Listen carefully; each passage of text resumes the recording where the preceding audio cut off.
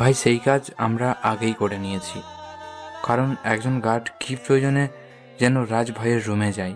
রাজভাইয়ের রুমের দরজাটা তখন কিছুটা খোলা ছিল। তখনই সে খোলা অংশ দিয়ে গার্ড রাজভাইয়ের আসল রূপটা দেখে নেয়, যার পরে সেই গার্ড বাহির থেকে দরজা আটকে দিয়ে আমাদের খবর দেয়। পরে আমরা সবাই এসে রুমের বাহিরে পাহারায় লাগি। এখন সেই ছদ্মবেশী রাজ রুমের ভিতরেই আছে, আর আমরা তার পাহারায়। আপনি তাড়াতাড়ি এসে এই ছদ্মবেশীর কিছু একটা করেন। আমি আসছি। তারপর ফোন রেখে দিয়ে অস্ত্রাগার থেকে 2টা বড় বড় অস্ত্র বের করে আনলাম মুজাহিদকে দিয়ে। পরে সবাই মিলে আমার বাংলোর উদ্দেশ্যে রওনা হয়েছি। বাংলোয় ফিরে এসে দেখি সবাই কেমন যেন ঘাবড়ে আছে। তাই গার্ডদেরকে উদ্দেশ্য করে বললাম, এই বাংলোর যে কয়জন গার্ড আছিস তোরা সবাই মিলে বাংলোর আশপাশটা ভালো করে পাহারা দে, আর বাকি সবাই আমার সাথে ভিতরে চল। আর মুজাহিদ, মেশিন একটা আমার হাতে দিয়ে তুই লাইফ জ্যাকেট পরে নে, তারপর ওই হারামিকে দেখছি। ভাই আমি অস্ত্রাগার থেকে আগেই লাইফ জ্যাকেট পরে এসেছি, আপনি অস্ত্রটা নিন, আমি আমার ফুল প্রিপারেশনে আছি। ঠিক আছে, তাহলে ভিতরে চল। রাজের রুমের একদম সামনে এসে বাকি যারা আছে আমার সাথে তাদের সবাইকে রুমের বাইরে দাঁড়াতে বলে আমি আর মুজাহিদ রাজের রুমে প্রবেশ করলাম। রুমে প্রবেশ করতেই দেখি রাজ বিজলির গতিতে রুমের মধ্যে দৌড়াদৌড়ি করছে। তার দৌড়ের গতি এত বেশি যে তার উপস্থিতিটাই শুধু আমরা উপলব্ধি করতে পারছি। তার শরীরের আকৃতি দেখাই যাচ্ছে না, যা দেখে পুরোপুরি শকড হয়ে গেলাম। কারণ আকাশে যখন বিজলি গর্জন দেয় তখন সেকেন্ড কয়েকের জন্য হলেও একটা সীমা রেখা দেখা যায় আকাশে, কিন্তু এই রাজের উপস্থিতি ছাড়া কোনো কিছুই দেখা যাচ্ছে না। আমরা শুধু জানি সে এই রুমে আছে, আর সে বাতাসের মতন অদৃশ্য হয়ে রুমে ছোটাছুটি করছে। তাই মুজাহিদকে ইশারায় বললাম তার পাশে 2টা সুইচ আছে, সেখান থেকে যেটা বন্ধ আছে সেটাকে অন করে দিতে, আর যেটা অন আছে সেটাকে বন্ধ করে দিতে। মুজাহিদ আমার কথা মতন সুইচটা অন অফ করে দিল, আর সাথে সাথেই রুমের বাতি বন্ধ হয়ে গিয়ে রেড লাইট জ্বলে উঠল, যার কিছুক্ষণ পরেই রাজের ছোটাছুটি বন্ধ হয়ে গিয়েছে, আর সে এক জায়গায় চুপচাপ দাঁড়িয়ে পড়েছে। তবে তার শরীরে এখনো বৈদ্যুতিক রশ্মি ঝলকাচ্ছে, যা দেখে মুজাহিদ আমায় জিজ্ঞেস করল, ভাই বান্দরটা তো লাফালাফি বন্ধ করে দিয়েছে, কিন্তু তার শরীরে এখনো বিজলির আলোর নেই, কিছু একটা ঝলকাচ্ছে। মুজাহিদ, সেটাও একটু পর থেমে যাবে।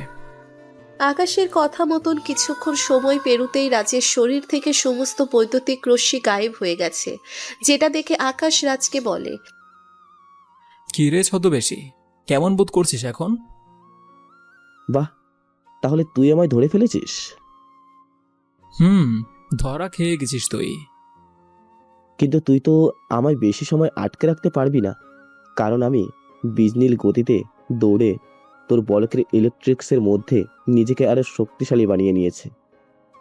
রাজের মুখে এমন কথা শুনে আকাশ একটা তাচ্ছিল্যের হাসি দিয়ে রাজকে বলে, ছদ্মবেশী রাজ, তুই যদি শয়তান হয়ে থাকিস তাহলে আমি তোর বংশের আদি পিতা, কারণ তোদের চালচলন আমি অনেক আগেই বুঝে গিয়েছি।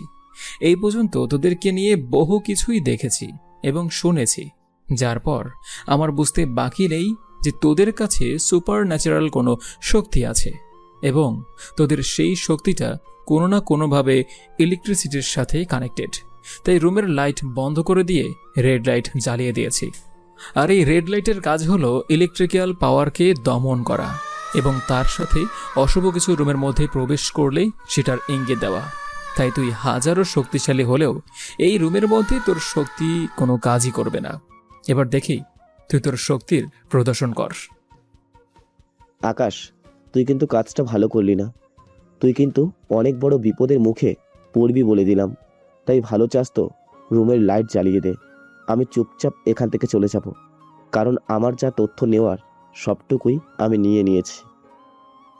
রাজের কথা শুনে আকাশ মেশিনটা রাজের দিকে নিশানা করে তাকে বলে, এই, তুই কোনোদিনও শুনেছিস যে আজরাইল মানুষের জান কবজ করতে এসে ভয়ে তার জান কবজ না করে ফিরে গেছে? আশা করি শুনিসনি। শোন, আমি হলাম তোদের মতন নরাদমের জন্য আজরাইল। একবার এসে গেছি, তো মনে কর তোদের প্রাণ নিয়েই কাহিনীর সমাপ্তি করব। তারপর কথা বলা অফ করে ঝাঁঝরা করে ফেললাম রাজের শরীর গুলি করে। রাজ ফ্লোরের উপর লুটে পড়েছে, কিন্তু অবাক করা বিষয় হলো তার শরীরে এত গুলি করার পরেও এক ফোঁটা রক্ত বের হয়নি। তবে সে কিন্তু আধমরার মতো ফ্লোরের উপর লিপ্টে পড়েছে। আর এই লিপ্টে পড়া অবস্থাতে ফ্লোরের উপরে শুয়ে শব্দ করে করে হাসছে, যা দেখে তাকে জিজ্ঞাসা করলাম, কিরে, এখনো তোর হাসি পাচ্ছে? কিছুক্ষণ পর তো সত্যিকারতেই আজরাইল এসে তোর প্রাণটা নিয়ে যাবে। তখন রাজ আমায় বলে ওঠে, হায় রে বোকা আকাশ, তুই সত্যি অনেক বোকা। তুই যে কি করে এত বড় মাফিয়া হয়েছিস তা আল্লাহই ভালো জানে।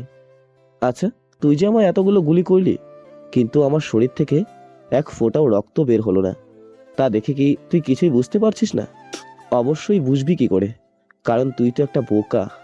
আচ্ছা শোন, আমি তোকে বুঝিয়ে বলছি। তুই যে আমায় শেষ করে দাঁত কেলিয়ে হাসছিস, সেটা তোর সবচাইতে বড় বোকামি। কারণ তুই ভেবেছিস যে আমায় মেরে ফেলে খতম করে দিয়েছিস।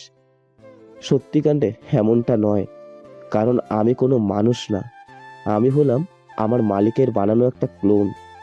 আমার মালিক আমায় বানিয়েছে। তুই আমায় শেষ করে কি হবে? আমার সেই মালিক তো এখনো বেঁচে আছে, যার শরীরে কিনা মানুষের, তবে তার মধ্যে এত ভয়ানক রকমের শক্তি আছে যা দিয়ে কিনা তোকে মুহূর্তের মধ্যেই শেষ করে দেবে। তাই তুই রেডি থাক। এত সময় হয়তো তোর লোকজনকে আমার মালিক মেরে ফেলেছে, বাকি আছিস তুই আর তোরা, এখানে সমস্ত সঙ্গপঙ্গ। চিন্তা করিস না, আমার মালিক সময় মতো এসে তোদেরকেও জমের দুয়ারে পাঠিয়ে দেবে। টাটা। ছদ্মবেশী রাজ মানে ক্লোনটা আকাশের সামনে অনেক কিছুই খোলাসা করে চুপচাপ হয়ে যায়, মানে শেষ। কিন্তু অপরদিকে আকাশ এসব কথাবার্তা শুনে ভাবুক হয়ে যায়, কারণ সে কোনো কিছুই বুঝে উঠতে পারছে না কিসের ক্লোন আর কিসের শক্তি তার মালিকের। আকাশ এসব বিষয় নিয়ে ভাবছিল, তখনই পাশ থেকে মুজাহিদ আকাশকে বলে, ভাই, এই হারামির কথা শুনে এত ভাবুক হয়ে লাভ নেই। আমার মতে এসব চিন্তা ধান্দা ফেলে রেখে রাজ এবং বাকি সবার খোঁজ করতে যাওয়া উচিত। ঠিক বলেছিস, তবে সেটা এখন না, কারণ দেখলি না ছদ্মবেশী রাজ কি বলে গেল। তাই আমাদের সবকিছু প্ল্যান মোতাবেক করতে হবে, না হয়তো হুটহাট করে কিছু করতে গেলে সবাই মারা পড়ব। আর তাছাড়া রাজ কোথায় আছে বা কি হালতে আছে তা আমাদের কারোরই জানা নেই। তো ভাই, এখন কি করব আমরা? রাজভাইদের তো খুঁজে বের করতে হবে, হাত পা গুটিয়ে বসে থাকলে তো হবে না। রাজদেরকে খোঁজে বের করব, তবে সেটা আগামীকাল, কারণ সবেমাত্র ছদ্মবেশীটাকে শেষ করেছি। তাই আগামীকাল রাজের তালাশে বের হব। তুই কালকে আরও ছেলেপেলে একত্রে করে রাখ। আমি কলেজ থেকে 11টা নাগাদ বের হয়ে তাদেরকে সাথে নিয়ে ফরেস্ট কলোনিতে যাব। ঠিক আছে ভাই। আর শোন, সেখানে যাওয়ার আগে সবার হাতে হাতে মেশিন ধরিয়ে দিবি, আর তোর সঙ্গে ছোট করে একটা রেড লাইট নিয়ে যাবি, যে কোনো উপায়ে। আচ্ছা। আর ভাই, এখন এই বেটাকে কি করব? পুড়িয়ে ফেলোকে। ওকে ভাই। তারপর রাজের রুম থেকে বেরিয়ে নিজের রুমে চলে আসলাম। রুমে এসে ফ্রেশ হয়ে মায়ের নাম্বারে ফোন লাগিয়েছি কথা বলার জন্য, কারণ অনেকদিন যাবৎ মায়ের সাথে কথা হয় না। মাকে ফোন দিয়ে আধা ঘন্টা নাগাদ মায়ের সাথে আর ছোট বোনের সাথে কথা বলে ফোন রেখে দিয়েছি। তারপর খাওয়া দাওয়া করে ঘুমিয়ে পড়লাম। সময় তার আপন গতিতে চলছে। বিকেলবেলায় ঘুম থেকে উঠে আগামীকালের বিষয় নিয়ে সবার সাথে একবার ভালোভাবে পরামর্শ করে নিলাম, আর এভাবেই রাতটা কেটে গিয়েছে। পরদিন সকালবেলায় ঘুম থেকে উঠে কলেজে যেতেই অবনী আমার সামনে এসে হাজির। আর সে আমার সামনে এসে হাজির হয়ে জিজ্ঞাসা করলো, এটা কি হলো? আপনি গতকাল আমায় না বলে বাসায় চলে গেলেন কেন? আমার ইচ্ছে হয়েছে তাই চলে গেছে।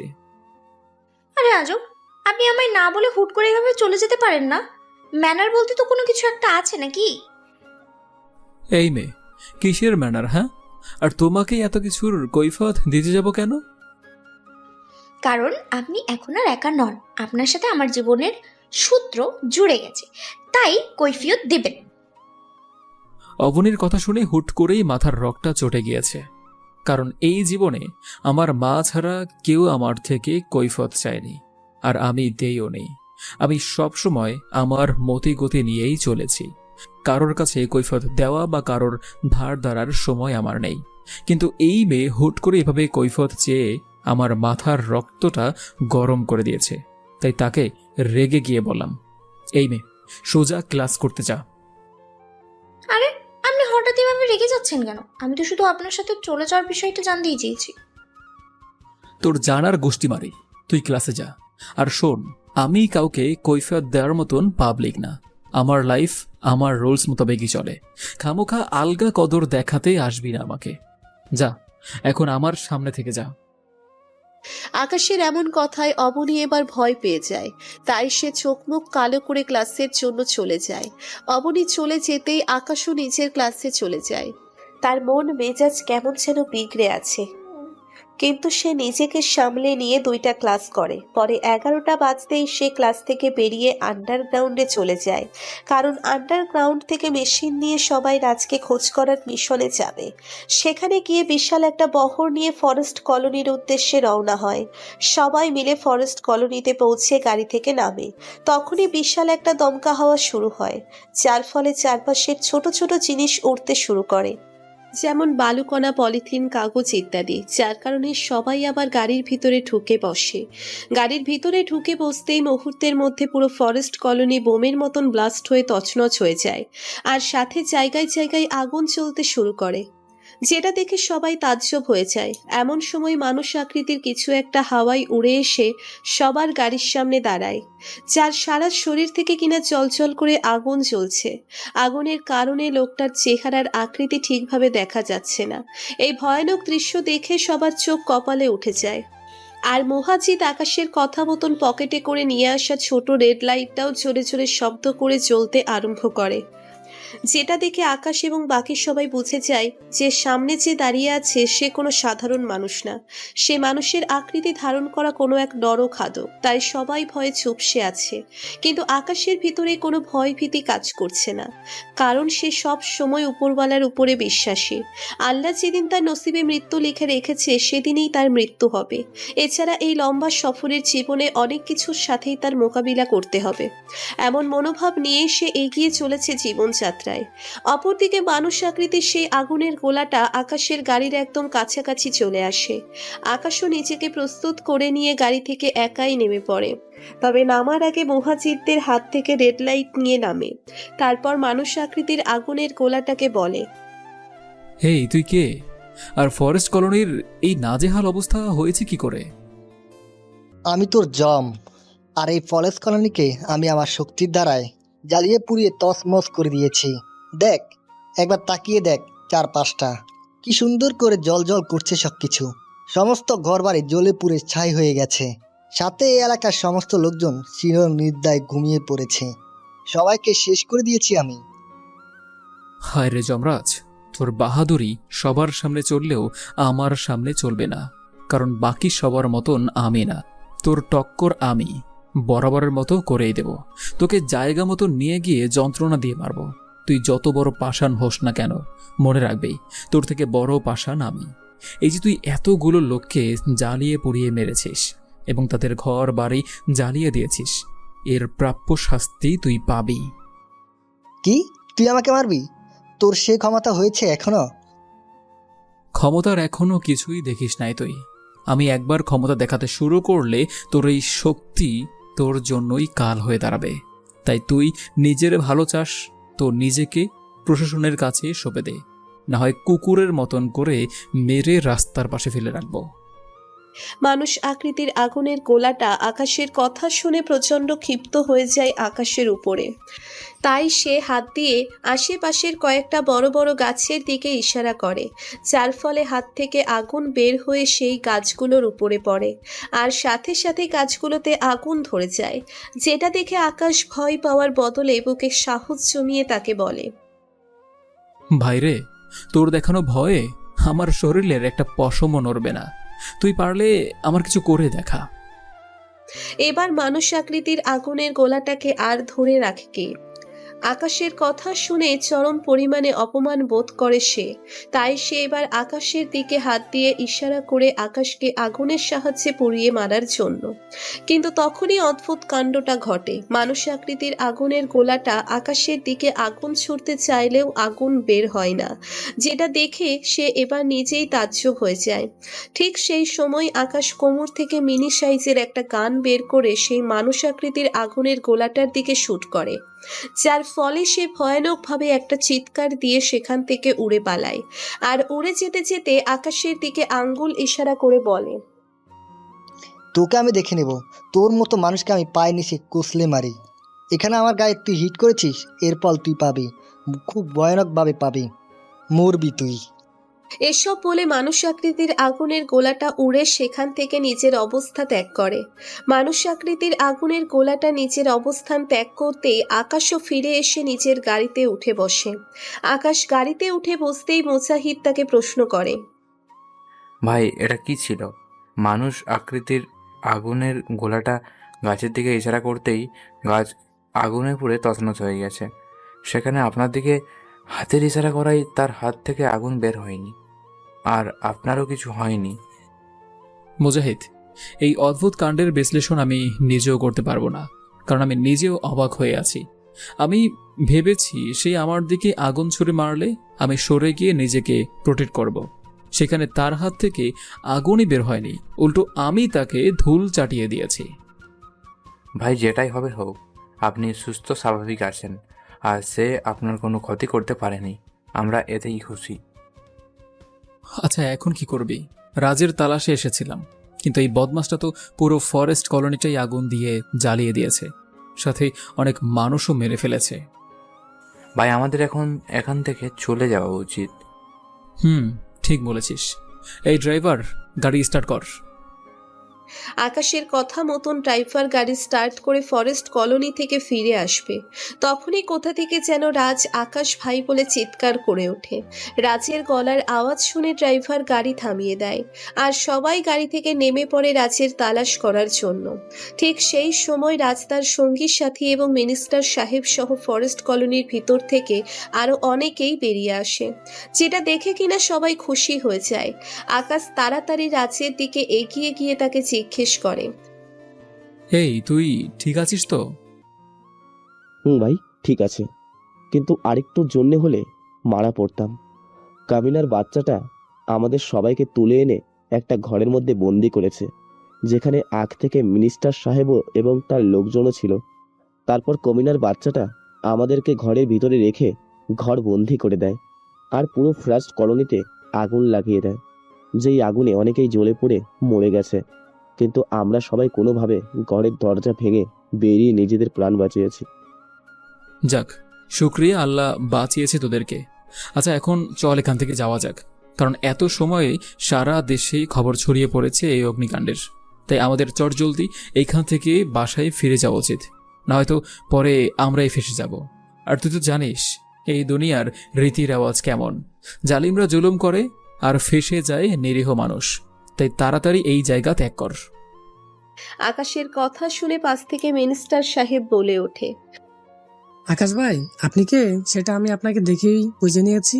ভাই আপনি একদম চিন্তা করবেন না, কারণ আপনার গায়ে হাত দিবে এমন বুকের পাটা নিয়ে এখনো কেউ জন্মায় নাই। তার উপরে আমি তো আছি, আর্মি পুলিশ যেই আসুক না কেন আমি সবাইকে সামলে নেব, আপনি একদম নিশ্চিন্তে থাকুন। ধন্যবাদ মিনিস্টার সাহেব, তবে আমাদের এখন চলে যাওয়া উচিত, কারণ এখানে থেকে তো আমাদের আর কোনো কাজ নেই, তাই চলে যাওয়াই বেটার। আচ্ছা ভাই, ঠিক আছে, আপনার মর্জি। তবে ভাই, আপনি চলে যাওয়ার আগে একটা রিকোয়েস্ট করব আপনাকে। কি রিকোয়েস্ট? ভাই, আমি আপনার সাথে একদিন বসে কথোপকথন করতে চাই, কারণ এটা আমার অনেক ইচ্ছা। আমার এত ক্ষমতা এই পলিটিক্যাল লাইনে, কিন্তু আপনার দর্শন আমার কখনো হয়নি। আমি আপনার সাথে কথা বলার জন্য কত কি না করেছি, কিন্তু আমার কখনোই সে ভাগ্য হয়নি। কিন্তু এখন যাও হয়েছে, তাও অসময়ে। একে তো আপনার তারা আছে, দ্বিতীয়ত মর্মান্তিক একটা লোকেশন আপনার দর্শন হয়েছে আমার। ভাই প্লিজ আমার রিকোয়েস্টটা রাখবেন, আপনার সাথে বসে একদিন কথা ফোন করতে চাই। আচ্ছা ঠিক আছে, সময় করে আপনার সাথে একদিন কথাবার্তা বলবো। রাজ আপনাকে লোকেশন মেইল করে দেবে। অনেক অনেক ধন্যবাদ ভাই। আচ্ছা এখন চললাম। দূর থেকে পুলিশের গাড়ির আওয়াজ শোনা যাচ্ছে। তারা এসে এখানে জাস্টিফাই করবে। খামোকা তাদের কাজে নাড়া বাঁধাতে চাই না। আচ্ছা ভাই। মিনিস্টার সাহেবের থেকে বিদায় নিয়ে সবাই মিলে বাসায় চলে আসলাম। সবাই তো বেশ খুশি রাজ আর বাকিদেরকে ফিরে পেয়ে। আমারও বেশ ভালো লাগছে রাজকে সহি সালামতে পেয়ে। তাই দুপুরে সবাই মিলে একত্রে বসে খাওয়া দাওয়া করলাম। খাওয়া দাওয়া শেষ করে নিত্যদিনের ন্যায় বিছানায় এসে গা এলিয়েছি। এমন সময় কেউ একজন ফোন দিয়েছে। বালিশের পাশ থেকে ফোনটা হাতে নিয়ে কলটা রিসিভ করলাম। কলটা রিসিভ করতেই অপর পাশ থেকে কেউ একজন ইচ্ছে করেই ধুমসে বকাবকি শুরু করে দিয়েছে। এই বদমেজাজি হনুমান, তুই ঠিক আছিস তো? তোর কিছু হয়নি তো হনুমান? তুই সেখানে গেছিস কি করতে? তোর গায়ে যদি সেই শয়তানের বাচ্চাটা আগুন ছুঁড়ে মারতো তাহলে আমার কি হতো বলতো? তুই আমাকে এত সহজে কেন বিধবা করতে চাইছিস বলবি একটু আমাকে? অপর পাশের কথোপকথন শুনে হয়তো বুঝে গিয়েছেন যে কে আমায় ফোন করেছে। হ্যাঁ, অবনী ফোন করেছে আমায়। কিন্তু অবনীর কথা আমায় একটা জিনিস খুব করে ভাবাচ্ছে, যে মানুষ আকৃতির আগুনের গোলাটা আমায় আগুন নিক্ষেপ করতে চেয়েছে। সেটা অবনী জানলো কি করে? আর তার তো এসব জানার কথা না। তাহলে সে এই বিষয় সম্পর্কে অবগত হয়েছে কি করে? তাই অবনীকে প্রশ্ন করলাম, এই তুমি এইসব বিষয়ে জানলে কি করে?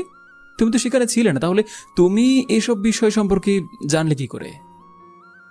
এই মাথা মোটা, তোর মতন চিন্তা ভাবনা নিয়ে সবাই বসে থাকে নাকি রে? আর তোর এই বিষয়ে খালি আমি কেন, পুরো দেশের মানুষই তো জানে। মানে কি অবনী? মানে হলো ফরেস্ট কলোনির ঘটনাটা নিয়ে টিভিটাতে নিউজ প্রচার করছে সাংবাদিক। সেখানে অনেকেরই ছবি দেখাচ্ছে, আর তাদের মধ্যে তুইও আছিস। তাদের উপরে নাকি মানুষ আকৃতির কোনো একটা ভয়ঙ্কর নরপিশাচ হামলা করেছে, যার শরীর থেকে কিনা জল করে আগুন জ্বলছিল। এবং সেই নরপিশাচটা নাকি পুরো ফরেস্ট কলোনিতে আগুন দিয়ে জ্বালিয়ে পুড়িয়ে ছারকার করে দিয়েছে। সেই এলাকার বা সেই কলোনির তেমন কেউ নাকি আর বেঁচে নেই। হাতে গোনা কয়েকজন নাকি বেঁচে গিয়েছে। সাংবাদিক তাদের ছবি টিভির স্ক্রিনে দেখিয়েছে এবং তাদের অনেকের থেকে সাক্ষাৎকারও নিয়েছে। আমি টিভিতেই তোকে দেখেছি। এবার বল যে তুই সেখানে কি করছিলি? একটা কাজে গিয়েছিলাম। এক বেয়াদব ছেলে, কি কাজ ছিল সেখানে তোর? আজকে যদি তোর কিছু হয়ে যেত তাহলে আমার কি হতো একবার ভেবে দেখেছিস? অবনীর কথা শুনে মাথার রক্তটা আবারও গরম হয়ে যাচ্ছে। তাই তাকে বললাম, অবনী, এবার কিন্তু অতিরিক্ত হয়ে যাচ্ছে। তুমি আমায় নিয়ে চিন্তা করো সেটা ঠিক আছে, কিন্তু তোমার অতিরিক্ত কাজ কারবারগুলো কিন্তু আমার পছন্দ হচ্ছে না। আমি তোমায় বলিনি যে আমায় নিয়ে তুমি এতটা চিন্তা করো। তো কোন সাহসে আমায় থ্রেট করে কথাবার্তা বলছো? হ্যাঁ আকাশ, তোর হুমকিতে আমি ভয় পেলেও কিন্তু সবসময় আমি চুপ করে থাকবো না। কারণ যেখানে আমি কথা না বললে আমার প্রিয় মানুষটার বিপদ হবে, সেখানে আমি অবশ্যই কথাবার্তা বলবো। আর তুই তো কারি করছি সেটা না হয় করলাম না, কিন্তু আপনি একটা জিনিস ভেবে দেখেন, আপনার যদি কিছু হয়ে যেত তাহলে আমার কি অবস্থা হতো? আপনি না হয় আমাকে সেভাবে ভালোবাসেন না, কিন্তু বিশ্বাস করেন আমি আপনাকে অনেক বেশি ভালোবাসি। না হয়তো আপনার মতো ভয়ঙ্কর মানুষকে গিয়ে কোনো দিনই এই কথা বলতাম না যে আপনাকে আমার ভালো লাগে। মেয়েটার কথা শুনে এবার চুপসে গেলাম, কারণ সবসময় সবার সাথে রাগ দেখালে হয় না। কিন্তু আমি কি করব, আমার রাগ তো সবসময় মাথার উপরে উঠে থাকে। একটু তারা বাঁকা কথা শুনলেই মাথা আউলে যায়।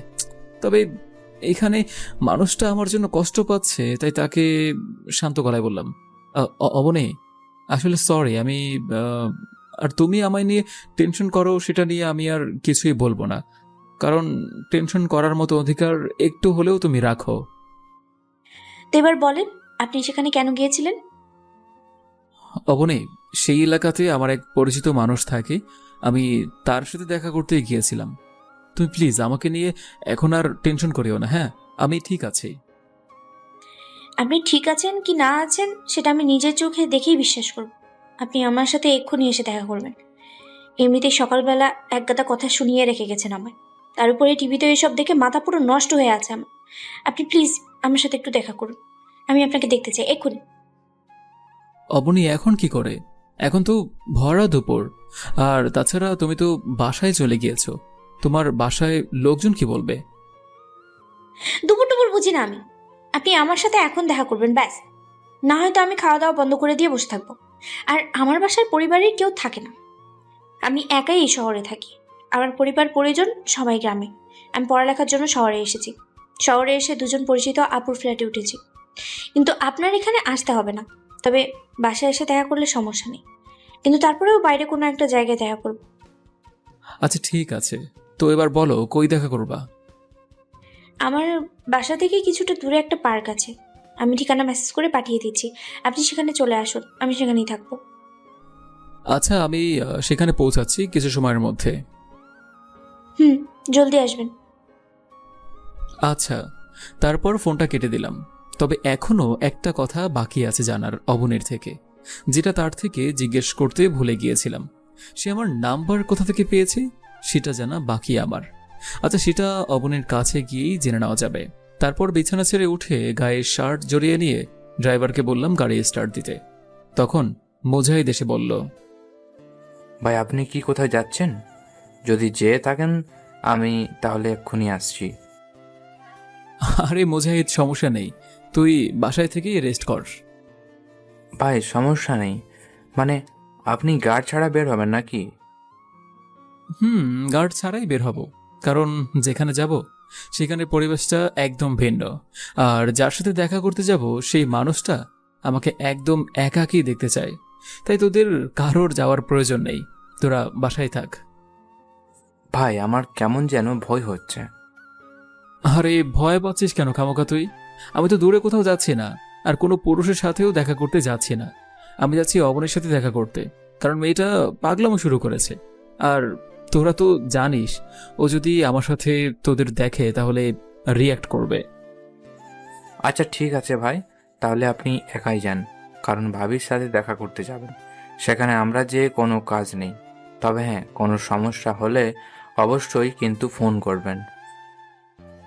আচ্ছা, মোজাহিদের কথা শুনে আমার কেমন যেন লাগছে। সে হুট করে অবনীকে ভাবি ডাকার কারণটা বুঝতে পারলাম না। তবে সেই দিকে বেশি একটা প্রক্ষেপ না করে গার্ডদেরকে রেখে শুধু ড্রাইভারকে সাথে নিয়েই অবনের পাঠানো ঠিকানা মতন পার্কে চলে গেলাম। অতবার পার্কে গিয়ে দেখি অবনী কটকটা একদম রোদের মধ্যে একটা বেঞ্চ ধরে বসে আছে। আমি পার্কে এসেছি সেটা অবনী দেখেছে। সে আমাকে দেখতে পেয়েই বেঞ্চ থেকে উঠে দৌড়ে এসে পাগলের মতন ঝাপটে জড়িয়ে ধরল। তারপর ফুপিয়ে কান্না করতে আরম্ভ করল। মেয়েটার আচরণে বেশ শকড হলাম, কিন্তু তাকে কিছু বললাম না, কারণ মেয়েটা এমনিতেই কান্না করছে। তার উপর কিছু বললে কান্নার মাত্রাটা হয়তো বেড়ে যাবে। তাই চুপচাপ রোবটের মতো দাঁড়িয়ে আছি। আমি চুপ করে থাকলেও কিছুক্ষণ পর অবনী নিজের মুখ খুলেই আমায় বলল, আপনি প্লিজ কখনো আমায় ফেলে রেখে দূরে সরে যান না। আমি আপনাকে ছাড়া থাকতে পারবো না, আমার আপনাকে চাই। বিশ্বাস করুন, বেঁচে থাকতে হলে আমার আপনাকেই লাগবে। এই পাগলি, আমি কই গিয়েছি তোমায় ছেড়ে? আমি তো তোমার সামনেই দাঁড়িয়ে আছি, আর তুমি আমায় শক্ত করে জড়িয়ে ধরে রেখেছ। আমি আপনাকে আজীবন এভাবেই জড়িয়ে ধরে রাখতে চাই। আমি কখনোই আপনাকে আমার থেকে দূরে যেতে দেব না, কারণ আপনি একমাত্র শেষ সম্বল আমার। আমি আমার জীবনে অনেক কিছুই হারিয়েছি, আর সর্বশেষ এসে আপনাকে পেয়েছি। আমি আপনাকে হারাতে চাই না কখনোই। আপনি দয়া করে নিজেকে একটু সামলে রাখবেন আর সাবধানে থাকবেন। মেয়েটার এখানের কথাবার্তাগুলো কেমন যেন অদ্ভুত লাগছে, তবে আবার অন্যদিকে খুশিও লাগছে আমার, কারণ মেয়েটা আমায় নিয়ে বেশ চিন্তা করে। তাই তাকে বললাম, না, কোথাও যাচ্ছি না আমি, আর আমি সবসময় নিজের খেয়াল রাখবো। এবার তুমি দয়া করে শান্ত হও, আর এই রৌদ্র ছেড়ে ছায়াতে চলো। চলুন। মেয়েটা আমায় ছেড়ে দিয়ে তার চোখের পানি মুছিয়ে নিয়েছে। তারপর আমার হাতের ভাঁজে তার হাতের আঙুলগুলো ঢুকিয়ে দিয়ে ছায়ার খোঁজে হাঁটতে শুরু করেছে। দুজন মিলে হেঁটে হেঁটে ছায়ার মধ্যে একটা বেঞ্চে এসে বসেছি। বেঞ্চে এসে বসতেই সে আবারও আমায় জড়িয়ে ধরে আমার কাঁধে মাথা রেখে ফোঁপাতে আরম্ভ করেছে। উফ আল্লাহ, মেয়েটা কি জন্য যে এমন করছে? এই অবনী, তুমি আবারও ফোঁপাচ্ছ কেন? আমি তো বলেছি যে আমি দূরে যাব না। আপনাকে নিয়ে মনের ভিতরে যে ভয়টুকু ঢুকেছে, সেটা কেন জানি বারবার আমার চোখ থেকে পানি ঝরাচ্ছে। বিশেষ করে আমি ইচ্ছা করে এমন করছি না। দেখো, তুমি নিজেকে শান্ত করো। এভাবে করলে কিন্তু আমি চলে যাব। এই, না না, আমি শান্ত হচ্ছি, আপনি প্লিজ যাবেন না। চলে যাওয়ার হুমকি শুনে মেয়েটা আমায় ছেড়ে দিয়ে একদম চুপচাপ শান্ত মতন বেঞ্চের উপর বসলো। আমি তার এমন কাণ্ড দেখে মুসকে মুসকে হাসছি, কারণ বেশ অদ্ভুত লাগছে মেয়েটার কাণ্ড কারখানাগুলো। আমি কোনো সারা শব্দ ছাড়া মেয়েটার চুপসে থাকা চেহারাটার দিকে তাকিয়ে আছি। এভাবে কয়েক সেকেন্ড যেতেই সে আবারও আগের ন্যায় পাগলামো শুরু করেছে। তবে এবারের পাগলামোটা একদম অন্য রকম, যেটা কিনা আমার গায়ের পশমগুলো খাড়া করে দিয়েছে। সে হুট করেই আমায় বলে ওঠে, এই যে আকাশবাবু, আপনি হাজারবার বলার পরেও আমি নিজেকে শান্ত করতে পারছি না। বিশেষ করুন, আমার ভিতরে ভয়ের মাত্রাটা ক্রমশ বেড়েই চলেছে। তাই আমি বলি কি আকাশবাবু, আপনি আমায় বিয়ে করে নিজের ঘরে নিয়ে চলুন। দরকার হয় আপনার ঘরের চাকর বা কাজের মহিলার মতো থাকবো, ঘরের সব কাজ করব, সব কিছুই করব। মানে একটা কাজের মহিলা যা করে, ধরে নেবেন আমি আপনার ঘরের কাজের মহিলা। আমাকে কখনো বউ বলে স্বীকৃতি দিতে হবে না, আমার সাথে কখনো আপনার ঘনিষ্ঠ হতে হবে না। আমাকে কাজের মহিলার মতো কোনো একটা জায়গায় কোথাও জায়গা দিলেই হবে। তাও প্লিজ আপনি আমায় বিয়ে করে নিন, তাহলে আমার ভয়টুকু কেটে যাবে। অন্তত সবসময় আপনাকে চোখের সামনে তো দেখতে পাবো, অন্তত সবসময় আপনার খেয়াল তো রাখতে পারবো। প্লিজ নেন না আমায় বিয়ে করে। অবনীর মুখে এমন কথাবার্তা শুনে আমার শরীরের সমস্ত পশম কাটা দিয়ে উঠেছে। সাথে সাথে মেয়েটাকে এক টান দিয়ে নিজের বুকে নিয়ে নিলাম। তারপর শক্ত করে জড়িয়ে ধরে চোখের পানি ফেলতে আরম্ভ করেছি। মেয়েটার কথায় কেমন যেন আমার শক্ত হৃদয়টা মোমের মতো গলে গিয়েছে। তাই তাকে বললাম, অবনী, তুই আমার মানে আমারই। দুনিয়া উল্টে যাবে তো যাক, কিন্তু তুই আমার আছিস, আমারই থাকবি। তোকে আমি অনেক জলদি নিজের বউ বলে স্বীকৃতি দেব। তবে তুই তখন কাজের মহিলার মতো নয়, রাজরানীর মতো ঘরে থাকবি। মেয়েটা আমার এমন কথোপকথন শুনে আমায় জিজ্ঞেস করল, আচ্ছা, আপনি আমায় ভালোবাসেন তো? রে পাগলি, তুই কি আমার চোখের পানি থেকে বুঝতে পারছিস না যে আমি তোকে ভালোবাসি কি বাসি না? পারছি। তাহলে এবার টেনশন করা বন্ধ করো, কারণ তুই আমাকে তোর মতোই বানিয়ে নিয়েছিস। এবার তোর মতন করে আমারও তোকে নিয়ে টেনশনে থাকতে হবে। তোর মতো করে আমার ভিতরেও এবার তোর জন্য টান কাজ করবে। তোর মতন আমার ভিতরেও ইচ্ছে জাগবে তোকে জলদি আপন করে নেওয়ার। তাই তুই এবার চিন্তামুক্ত থাক, তোকে আমি অনেক জলদি নিজের করে নেব। মেয়েটাকে জড়িয়ে ধরে এসব বলছিলাম, তখনই হুট করে আমার নজর গিয়ে পড়ে আমাদের থেকে কিছুটা দূরে দাঁড়িয়ে থাকা একটা মেয়ের ওপরে, যে কিনা আমাদের দুজনার দিকে চাক্ষুষ নয়নে তাকিয়ে আছে। আমি মেয়েটার দিকে তাকাতেই তার সাথে আমার চোখাচোখি হয়। সে আমার দিকে তাকিয়ে একটা ভয়ানক হাসি দিয়ে হুট করেই আমার চোখের সামনে থেকে গায়েব হয়ে যায়, যেটা দেখে আমার কলিজা বিভৎস রকমের একটা মোচড় দিয়ে ওঠে। কারণ একটা মেয়ে হুট করেই আমার চোখের সামনে থেকে গায়েব হয়ে গেল কি করে সম্ভব এটা? আমি তাড়াতাড়ি করে অবনীকে ছেড়ে দিয়ে উঠে দাঁড়িয়ে গেলাম। তারপর সামনে কয়েক কদম হেঁটে গিয়ে চারপাশে দৃষ্টিপাত করে মেয়েটাকে খুঁজতে লাগলাম, কিন্তু মেয়েটাকে কোথাও পেলাম না। তাই আবারও অবনীর কাছে চলে এলাম, কিন্তু অবনীর কাছে ফিরে এসে দেখি সেও নেই। সেও কোথায় যেন গায়েব হয়ে গিয়েছে, যেটা দেখে কিনা এবার বুকের ভিতরে ভয়ঙ্কর রকমের ধুকপুকুনি শুরু হয়ে গিয়েছে। কিরে, কি হচ্ছে কি এটা আমার সাথে? প্রথমে সেই মেয়েটা আমার চোখের সামনে থেকে গায়েব হয়ে গিয়েছে, এবার দেখি অবনীও নাই। ঘটছেটা কি আমার সাথে এসব? তাজ্জব হয়ে আশেপাশে চোখ বুলিয়ে অবনীকে খুঁজতে লাগলাম। তখনই হুট করে পিছন থেকে অবনী আমার শরীরে স্পর্শ করে বলল, এই যে মহাশয়, চোখ বুলিয়ে কোথায় খুঁজছেন? আমি এখানে। অবনীর আচরণে আমার ভিতরে জন্ম নেওয়া তাজ্জব বিষয়টা যেন ধারাবাহিকভাবে আরও বেড়ে গিয়েছে। আমি বুঝে উঠতে পারছি না কি ঘটছে আমার সাথে। তাই অবনীকে প্রশ্ন করলাম, এ অবনী, কোথায় গায়েব হয়ে গিয়েছিলে তুমি? আরে আমি ওই যে পাশে গাছটা দেখছেন সেটার পেছনে লুকিয়েছিলাম, কারণ আমি দেখতে চেয়েছি যে আপনার চোখের সামনে থেকে হুট করে আড়াল হয়ে গেলে আপনি কেমন রিয়াকশন করেন। কিন্তু আপনি তো দেখি বেশি চমকে উঠেছেন। অবনীর কথায় কেমন যেন এক ধরনের খটকা লাগলো মনের ভিতরে, কারণ অবনী যেই গাছটার কথা বলেছে সেটা আমাদের থেকে মোটামুটি কিছুটা দূরে। তার উপরে আমি সেই গাছটার দিকেও সবেমাত্র দৃষ্টিপাত করলাম, আর সামনে ঘুরিয়ে নজরটা ঘুরিয়েছি, এর মধ্যেই অবনী গাছের পিছন থেকে এসে আমাকে অবাক করে দিয়েছে। মানে কি করে সম্ভব এটা? আমি এসব ভাবতে ভাবতে অন্যমনস্ক হয়ে পড়েছি। তখনই অবনী আমায় বলে উঠল, এই যে মহাশয়, আপনি কোনো ভাবনা চিন্তার জগতে হারিয়ে গেছেন বলেন তো? অবনীর কথায় হুঁশ ফিরে আসলো। না অবনী, আমি ঠিক আছি, কিন্তু তুমি আমার সাথে এটা কি করলে? আমি তো ভয় পেয়ে গেছিলাম। ইস, কি সাংঘাতিক ব্যাপার। আচ্ছা শোনেন, আর ভয় পেতে হবে না, এবার চলেন বাড়ি যাব, কারণ আমার অশান্ত মন শান্ত হয়ে গিয়েছে আপনাকে থেকে। ঠিক আছে, কিন্তু অবনী, তার আগে তোমার থেকে আরেকটা জিনিস জানার আছে আমার। কি জিনিস? তুমি আমার নাম্বার পেয়েছো কিভাবে?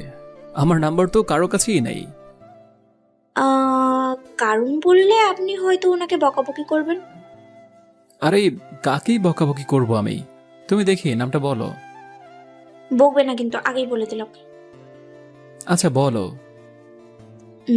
আপনার বডিগার্ড মুজাহিদ ভাইয়ার থেকে আপনার নাম্বার নিয়েছি, তবে শুরুতে তিনি দিতে চাননি, বলতে গেলে এক প্রকার জোর করে নিয়েছি। আর তাছাড়া তিনি নিজেই আমাকে চিনে নিয়েছে যে আমি আপনার ওইটা লাগি, কারণ আপনাকে আর আমাকে তিনি রোম্যান্স করতে দেখেছেন কলেজের বাইরে থেকে। তাই শুরুতে দিতে না চাইলেও পরে গিয়ে আমার জোরাজোরিতে আপনার নাম্বারটা দিয়েছে। আপনি প্লিজ ওনাকে আবার বকাবকি করেন না। আচ্ছা ঠিক আছে, করব না। মনে থাকে জানো? থাকবে। আর এবার চলো ওঠা যাক এখান থেকে। আচ্ছা। তারপর অবনীকে সাথে নিয়ে পার্ক থেকে বেরিয়ে আসলাম। পরে অবনীকে একটা রিকশায় তুলে দিয়ে এগিয়ে দিতে চাইলাম, কিন্তু সে আমায় যেতে না করলো, কারণ সে নাকি একাই যেতে পারবে। তারপর তাই আর অবনীকে জড়াজড়ি করলাম না।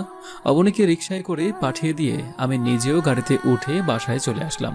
বাসায় আসতেই মুজাহিদ এসে আমায় বলল, ভাই কিভাবে যেন আপনার একটা ছবি পাবলিক হয়ে গিয়েছে টিভিতে, তবে নেগেটিভ কিছু হয়নি, পজিটিভলি সব হয়েছে। কিন্তু আমার মতে আপনার ছবি না থাকাই ভালো কোথাও, কারণ আপনার ছবি শত্রুদের হাতে পড়লে তারা সেটার অপব্যবহার করতে পারে। ঠিক বলেছিস, আমিও সেই বিষয় নিয়ে ভাবছিলাম, কিন্তু অবনীর সাথে দেখা করতে যাওয়ার কারণে সেটা মাথা থেকে সরে গিয়েছে। তাই তুই এক কাজ কর, আমার ছবি যারা পাবলিক করেছে তাদেরকে বল সেটা হাটিয়ে দিতে। আচ্ছা ভাই, আমি আগে খবর লাগাচ্ছি কে করেছে এমনটা, তারপর তাকে খুঁজে বের করে ছবি হাটিয়ে দিতে বলছি। তুই কাজে লেগে পড়, আমি রুমে গেলাম। আচ্ছা ভাই। মুজাহিদকে ছবিটা হাঁটানোর কাজে দিয়ে রুমে চলে আসলাম। রুমে আসার আধা ঘন্টা পর মুজাহিদ আবার আমার রুমে আসলো। তারপর বলল, ভাই, মিনিস্টার সাহেবের কোনো লোক যেন ভুলে এমনটা করে ফেলেছে। সে নাকি অগ্নিকাণ্ডের দৃশ্য ক্যাপচার করছিল এবং সেখানে উপস্থিত সবার ছবি নিচ্ছিল, যাতে করে পরবর্তীতে সেটা দিয়ে সে নিউজ বানাতে পারে, কারণ সে একজন জার্নালিস্ট। তবে আমি মিনিস্টার সাহেবকে দিয়ে সেই ভিডিও ফুটেজ ডিলিট করিয়েছি, কিন্তু সমস্যা হচ্ছে আগে যেটা সম্প্রচার হয়ে গেছে সেটা থেকে যে কেউ চাইলে আপনার ছবি তুলতে পারে। তাছাড়া আর কোনো সমস্যা নেই, তারা ভিডিও ফুটেজ ডিলিট করে দিয়েছে এবং সেটা আজকে বা আগামীতে আর কখনোই সম্প্রচার হবে না।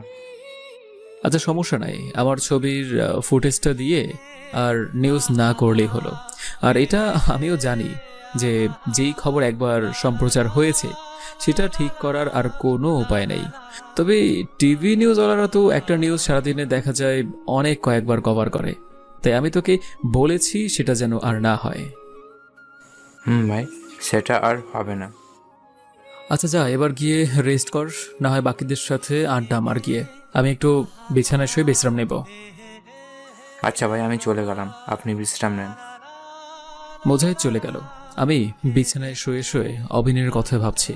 মেয়েটা একদিনই আমার ক্লোজ হয়ে আমার ভিতরটাকে এভাবে পাল্টে দিয়েছে, যা ভাবতেই আমার নিজেরও অবাক লাগছে।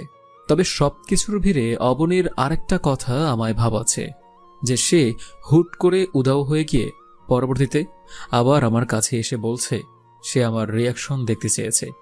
অবনীর ব্যাপারে ভাবতে ভাবতে কখন যে ঘুমিয়ে পড়েছি তা নিজেও বলতে পারবো না। এক ঘুমে মাগরিব পেরিয়ে ঈশার আজান দিয়েছে। ঘুম থেকে উঠে ফ্রেশ হয়ে নিচে চলে গেলাম সবার সাথে কথা বলার জন্য। তখনই রাজ নিচ থেকে আমার সামনে এসে বলল, ভাই, আপনাকে কিছু বলার আছে, কিন্তু আপনি কিভাবে রিয়েক্ট করবেন তা বুঝে উঠতে পারছি না। আরে কি এমন কথা যেটা কিনা তুই আমাকে বলতে নার্ভাস ফিল করছিস? ভাই, আমার মনে হয় না যে আমরা যাদের তালাশ করছি তাদেরকে কখনো খুঁজে পাবো। আর তাছাড়া তাদেরকে খুঁজে পেলেও তাদের সাথে লড়াই করে জিততে পারবো না। কারণ ভাই, আমাকে এবং বাকিদের নিয়ে যখন ঘরবন্দি করেছে তখন সেখানে একজন নয়, দুজন ছিল, যাদের মাঝে ভিন্ন ভিন্ন শক্তি রয়েছে। একজনের কাছে ঝড়ের বেগে দৌড়ানোর শক্তি আছে, যে কিনা আমাদের সবাইকে এক ক্ষেত্রে একেবারে গাড়ি থেকে নামিয়ে ঘরে বন্দি করেছে। আরেকজনের কাছে আগুনের শক্তি আছে, যে কিনা পুরো ফ্রস্ট কলোনি জ্বালিয়ে পুড়িয়ে তছনছ করে দিয়েছে। সেটা তো আপনারা চোখে দেখেছেন। ভাই, আমার মনে হয় না আমরা তাদের সাথে কখনোই পেরে উঠব, কারণ আমরা সবাই সাধারণ মানুষ, আর ওরা হলো দৈত্য, যাদের কাছে কিনা ভিন্ন ভিন্ন রকমের আলোকৃত ক্ষমতা রয়েছে। ভাই, তারা মানুষের আকৃতি ধারণ করলেও সত্যিকারের তারা কিন্তু মানুষ না, তারা নরপিশাচের বংশধর। আমি তাদের সেই অদ্ভুত ক্ষমতা নিজ থেকে চোখে প্রকাশ করেছি, যার কারণে তাদের সাথে লড়াই করে জিততে পারবো সেই অবস্থাটা আমার ভেতর থেকে হারিয়ে গেছে। রাজ, তোকে একটা কথা বলি, তুই সেই খবিশগুলোকে নিজের স্বচক্ষে দেখেছিস, আর আমিও কিন্তু তাদের একটাকে নিজের স্বচক্ষে দেখেছি। তবে তাদেরকে দেখে তোর মনোবল হারিয়ে গিয়েছে, কিন্তু আমার মনোবল হারায়নি। আর তার কারণ হলো আমি অন্য কিছুতে বিশ্বাসী। দেখ, উপরওয়ালা কিন্তু দুনিয়াটা সৃষ্টি করেছে মানুষের জন্য, আর তার সাথে সাথে দুনিয়ার সকল জিনিসও কিন্তু উপরওয়ালা মানুষের জন্যই সৃষ্টি করেছে। মানুষ এই দুনিয়াতে রাজত্ব করবে। এই পৃথিবীতে এমন কোনো অসুরের ক্ষমতা নেই যে তারা মানব জাতিকে হারাবে, এবং কোনো ঐশ্বর্যেরও ক্ষমতা নেই যে তারা মানব জাতিকে হারিয়ে এই দুনিয়ার রাজত্ব করবে।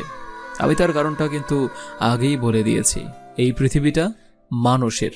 তাই মাথায় রাখবি, যে যাই করুক না কেন, বিজয় কিন্তু মানুষেরই হবে।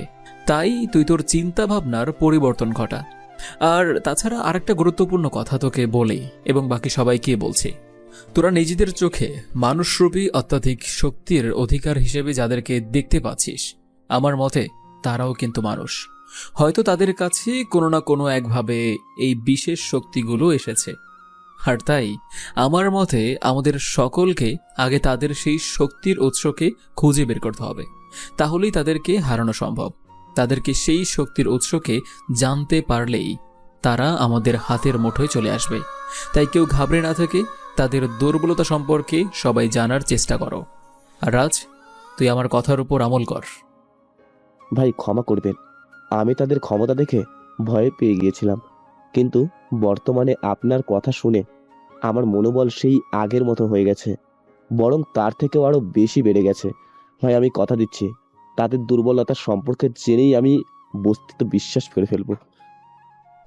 এই তো এসেছিস লাইনে, তো এবার কাজে লেগে পড়। তবে হ্যাঁ, সবাই সাবধান, কেউ তাদের দুর্বলতা সম্পর্কে জানতে চেয়ে তাদের ফাঁদে আবার পা দিবে না। সব সময় সতর্কতা অবলম্বন করেই কাজ করবি। আকাশের কথায় বাকিদের পাশাপাশি রাজের মনোবল আবার আগের ন্যায় বৃদ্ধি পায়। তাই সে আকাশকে আবার বলে, ভাই, আমি জানি না কিভাবে আমরা বা নিজে তাদের দুর্বলতার সম্পর্কে জানবো এবং তাদের তালাশ করব, কিন্তু তাদের মুখে একটা জায়গার নাম কয়েকবার আমি শুনেছি। তারা যখন আমাদের সবাইকে নিয়ে ঘরের মধ্যে বন্দি করে, তখন ঝড়ে বেগে দৌড়তে পারা খবিশটা বাকি আরেকজনকে বলছিল যে এদের সবাইকে তাড়াতাড়ি আগুন দিয়ে জ্বালিয়ে দিয়ে ড্রেনে ফিরে যেতে। আমার স্মৃতিশক্তি বলছে ড্রেডিট হয়তো তাদের কোনো এক গোপনীয় স্থানের নাম। আমার মতে সেই জায়গার তালাশ করে আমাদের সবাইকে একবার নিজের রক্ষমকবচ নিয়ে সেখানে যাওয়া উচিত। কি? এই মুজাহিদ, তুই তাড়াতাড়ি সেই জায়গার তালাশ কর ম্যাপ থেকে। আগামীকাল আমরা সবাই সেখানে যাব। আচ্ছা ভাই। আকাশের কথা মতন মুজাহিদ ম্যাপের সেই জায়গাটার তালাশ করতে লাগলো, কিন্তু পুরো ম্যাপের মধ্যে সেই জায়গার কোনো নাম নিশানাও নাই। কিন্তু মুজাহিদ তো হার মানবার মতন মানুষ না, তার যে করেই হোক সেই ড্রয়েড নামক জায়গাটার খোঁজ বের করতে হবে। তাই সে একজনকে ফোন করে সেই জায়গার লোকেশন বের করতে বলে। ভাগ্যক্রমে মুজাহিদ যাকে ফোন করে জায়গার লোকেশন বের করতে বলে, সে কিছু সময়ের মাঝেই মুজাহিদকে সেই জায়গার লোকেশন বের করে দেয়। ড্রয়েড নামক জায়গাটা নাকি অনেক দূরে একটা ভয়ঙ্কর জঙ্গলের মাঝে, যার জন্যেই কিনা সেই জায়গাটার নাম ম্যাপের মধ্যে নেই।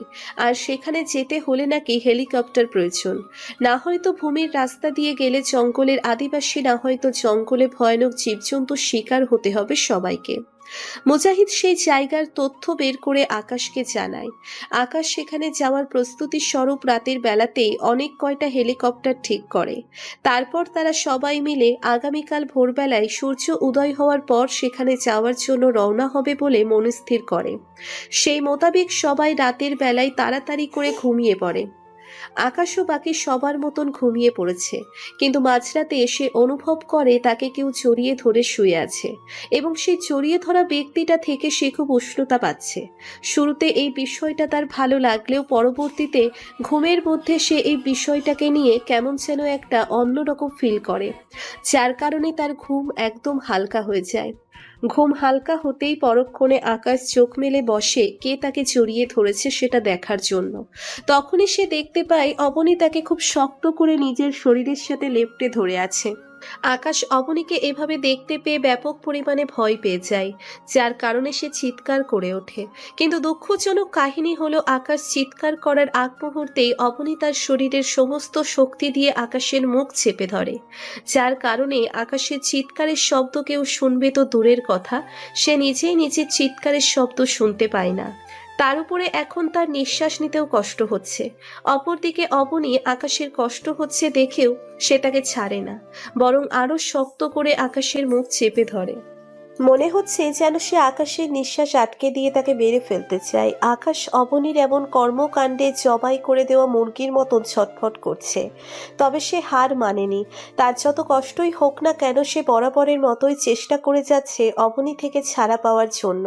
আর একসময় তার চেষ্টা সফল হয়, সে জোর খাটিয়ে নিজেকে অবনী থেকে ছাড়িয়ে নেয়।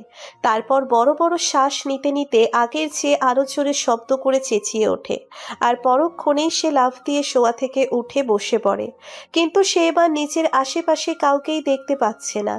এমন সময় রাজ, মুজাহিদ আরো অনেকেই দৌড়ে আকাশের রুমে আসে।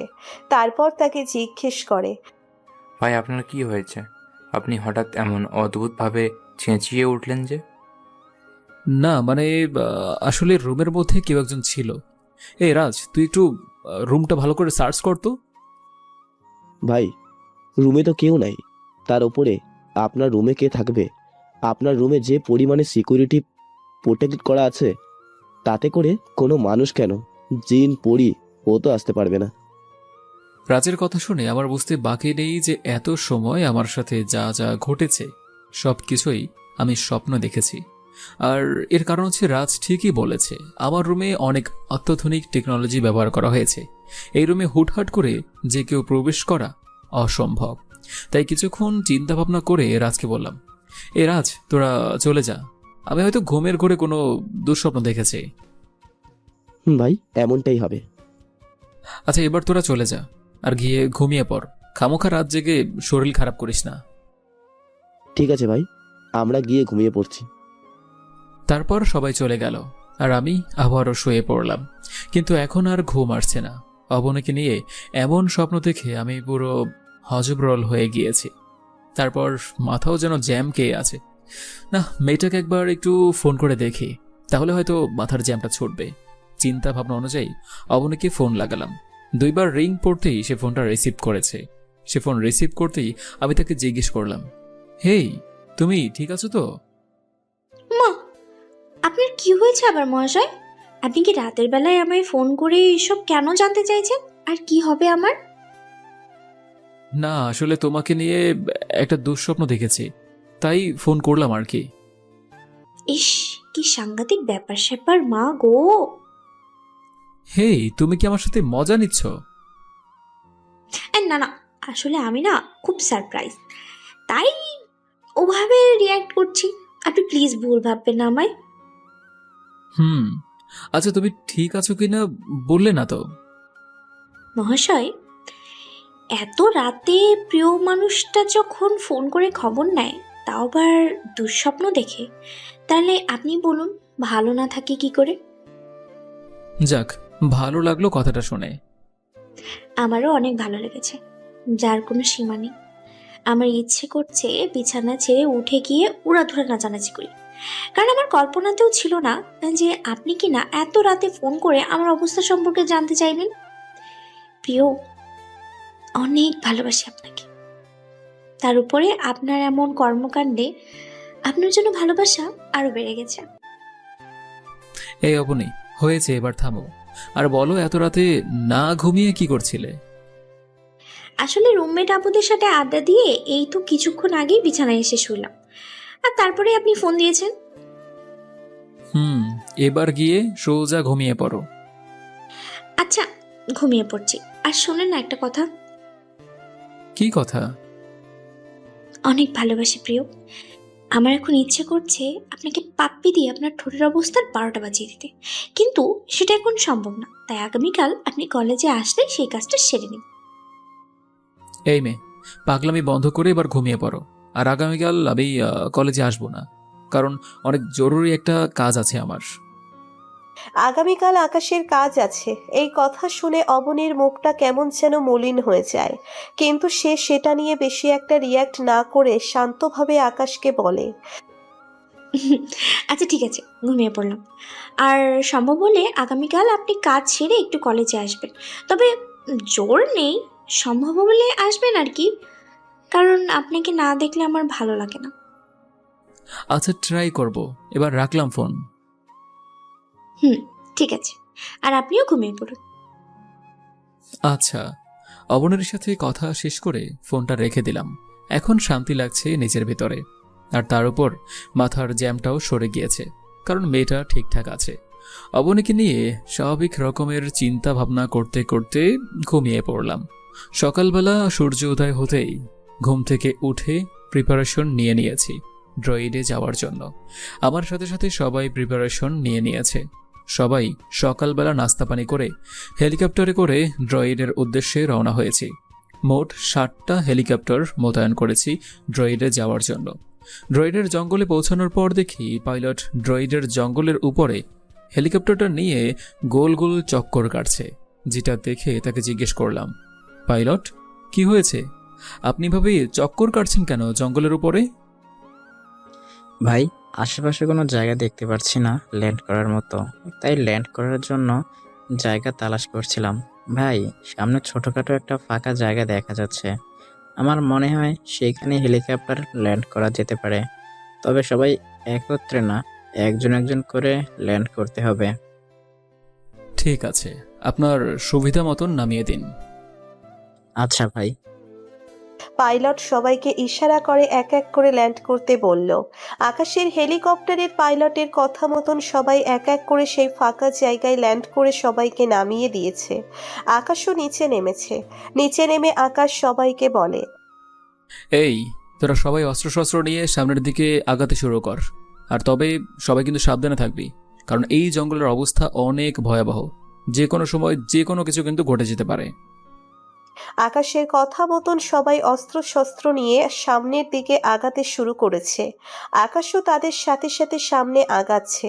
তারা এগোতে এগোতে একদম ঘন জঙ্গলের ভিতরে ঢুকে পড়ে, যেখান থেকে কিনা সূর্যের আলো দেখা যাচ্ছে না।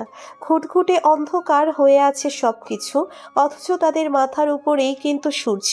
কিন্তু জঙ্গলের এত কঠিন ঘনত্ব যে সূর্যের আলো তো দূরের কথা, তাদের পথ চলতেই কষ্ট হয়ে যাচ্ছে। তারা যত সামনে এগোচ্ছে ততই তাদের পথ আঁধার হয়ে আসছে। মনে হচ্ছে যেন তারা জমিন ছেড়ে কোনো এক পাতাল দেশে পথযাত্রা করছে, যেখানে নাই কোনো আলো, নাই কোনো বসতি। এ যেন এক ভিন্ন দুনিয়া। জঙ্গলের এমন ভয়াবহ রূপ দেখে আকাশের ছেলেপেলের মনে খুটখুট করতে শুরু করে, কিন্তু কেউ সাহস করে আকাশকে কিছু বলে উঠতে পারে না। তবে আকাশ সবার মতিগতি দেখে বুঝে নেয় যে তারা জঙ্গলের ঘনত্ব দেখে ভয় পাচ্ছে। তাই সে সবাইকে উদ্দেশ্য করে বলে, হেই, তোরা নির্ভয়ে সামনে আগা, কারণ উপরওয়ালা যেখানে মৃত্যু লিখে রেখেছে সেখানেই তার মৃত্যু হবে। তাই খামোখা এইসব জিনিস নিয়ে ভয় পেয়ে কোনো লাভ নেই। আর তাছাড়া তোরা অস্ত্রশস্ত্র নিয়ে কত গোলা বারুদের লড়াই করেছিস, আর সেই তোরাই কিনা এখন এসে এই জঙ্গলের ঘনত্ব দেখে ভয় পাচ্ছিস। এটা তো মেনে নিতে পারছি না আমি। আকাশের কথা শুনে রাজ বলে ওঠে, এই, তোদের ভয় পাওয়ার কিছুই নেই। ভাই আমাদের সাথে আছে, মানে আমাদের কোনো টেনশন নেই। আর তাছাড়া আমরা যাদের তালাশে বেরিয়েছি তাদের মোকাবিলা কিন্তু আমি এবং কয়েকজন আগে থেকেই করে এসেছি। তাদের অনেক ক্ষমতা, কিন্তু আমাদেরও কম ক্ষমতা নেই। দানবের মতন অস্ত্র যন্ত্র নিয়ে পদযাত্রা শুরু করেছি। দেখবো না কি আমাদের সামনে এসে পথ আটকায়, একদম কলিজা কানা করে দেব সব কয়টার। তোরা সবাই নির্ভয়ে আগাতে শুরু কর। রাজ আর আকাশের কথা মতন সবাই সামনে অগ্রসর হতে থাকে। এভাবে ঘন্টা কয়েক সফর করার পর তারা জঙ্গলের অন্ধকার ঘনত্ব পেরিয়ে খোলা জায়গায় চলে আসে। তারপর তারা সবাই মিলে এক জায়গায় কিছুক্ষণ বসে বিশ্রাম করে আবার সামনে এগোতে শুরু করে। এবার আকাশ সবাইকে তার পিছনে রেখে সে সবার সামনে থেকে যাত্রা শুরু করেছে। এভাবে আরো কিছুক্ষণ যাওয়ার পর আবার একটা জঙ্গল চলে আসে তাদের সামনে। তারা চিন্তা ভাবনা ছাড়াই জঙ্গলের ভিতরে প্রবেশ করে। দেখতে দেখতে সেই জঙ্গলটা অতিক্রম করে পুনরায় একটা ফাঁকা জায়গায় এসে হাজির হয় সবাই। আর তখনই তাদের নজর পড়ে কিছুটা দূরে ফাঁকা জায়গায় বিশাল বড় একটা বাড়ি দেখা যাচ্ছে, যেটা দেখে আকাশ সবাইকে বলে, সবাই নিজের প্রস্তুতি নিয়ে সামনে আগা, কারণ এই স্থানটার নামই হয়তো ড্রয়েড, কারণ সামনে বিশাল বড় এক পাকা দালান বাড়ি দেখা যাচ্ছে। আকাশের কথা মতন সবাই অস্ত্র শস্ত্র নিয়ে একদম পরিপূর্ণ প্রস্তুত হয়ে সামনে যাত্রা শুরু করে। কিন্তু তারা আর কিছুটা পথ এগোনোর পরেই সামনে গিয়ে থেমে যায়, কারণ অদৃশ্য কিছু একটা তাদের পথ আটকে দিয়েছে। সবাই সামনে যাওয়ার আপ্রাণ চেষ্টা করছে, কিন্তু অদৃশ্য একটা দেওয়াল তাদেরকে সামনে অগ্রসর হতে দিচ্ছে না। তবে তারা সেই দেওয়ালটাকে নিজের চোখে দেখতে পাচ্ছে না। কিন্তু যখনই তারা সামনে অগ্রসর হতে যাচ্ছে তখনই তারা গিয়ে সেই অদৃশ্য দেওয়ালের সাথে বাড়ি খাচ্ছে, যেটা দেখে আকাশ বুঝে নেয় যে এটা হয়তো সেই বাড়ির কোনো অদৃশ্য সীমানা। তাই সে সবাইকে বলে, হেই, তোরা সবাই আন্ধাধুন গুলি করতে আরম্ভ কর, যাতে করে অদৃশ্য দেয়ালটা চূর্ণ বিচূর্ণ হয়ে যায়। আকাশের কথা মতন সবাই তাই করতে আরম্ভ করে। সবাই আন্ধাধুন গুলি করতে আরম্ভ করে, কিন্তু কেউ সেই অদৃশ্য দেওয়ালের কিছুই করতে পারে না, বরং তাদের গুলির বুলেটগুলো অদৃশ্য দেওয়ালটা গিলে খেয়ে নিচ্ছে। তারা ফায়ার করছে ঠিক, কিন্তু তাদের গুলির বুলেটগুলো দেওয়ালের সাথে গিয়ে লাগতেই হাওয়া হয়ে যাচ্ছে। মানে হলো সেই দেওয়ালটা তাদের গুলির বুলেটগুলোকে নিচের ভিতরে গিলে নিচ্ছে, যেটা দেখে আকাশ বেশ চিন্তায় পড়ে যায়। তাই সে সবাইকে গুলি করা বন্ধ করতে বলে কিছু একটা ভাবতে থাকে দেওয়ালের একদম সামনে গিয়ে। মানে সে হয়তো ভিতরে যাওয়ার কোনো রাস্তা তালাশ করছে। আকাশ অনেকক্ষণ যাবত দেওয়ালের সামনে দাঁড়িয়ে দাঁড়িয়ে কিছু একটা নিয়ে চিন্তা করে দেওয়ালের উপরে হাত রাখে।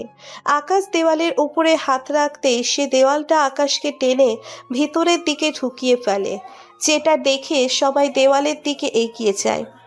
কিন্তু সেই অদৃশ্য দেওয়ালটা আগের ন্যায় সবার পথ আটকে দেয়, যেটা দেখে সবাই ঘাবড়ে যায়।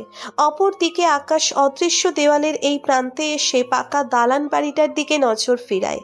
তখনই সে দেখতে পায় সেই পাকা দালান বাড়িটার সামনে 5 থেকে 6 জন মানুষ ভিন্ন ভিন্নভাবে নিজেদের শক্তির ব্যবহার করছে। একটা মেয়ে বরফ দ্বারা নিজের সারা শরীর বেষ্টন করে রেখেছে, মানে হলো বরফ দ্বারা রক্ষা কবচ বানিয়ে রেখেছে নিজের শরীরে। আর 2 জন সেই বরফ দ্বারা তৈরি রক্ষা কবচটাকে ভাঙার চেষ্টা করছে। হাওয়ায় উড়ে একজন সেই মেয়েটার শরীরে আগুন নিক্ষেপ করে বরফ গলাতে চাইছে।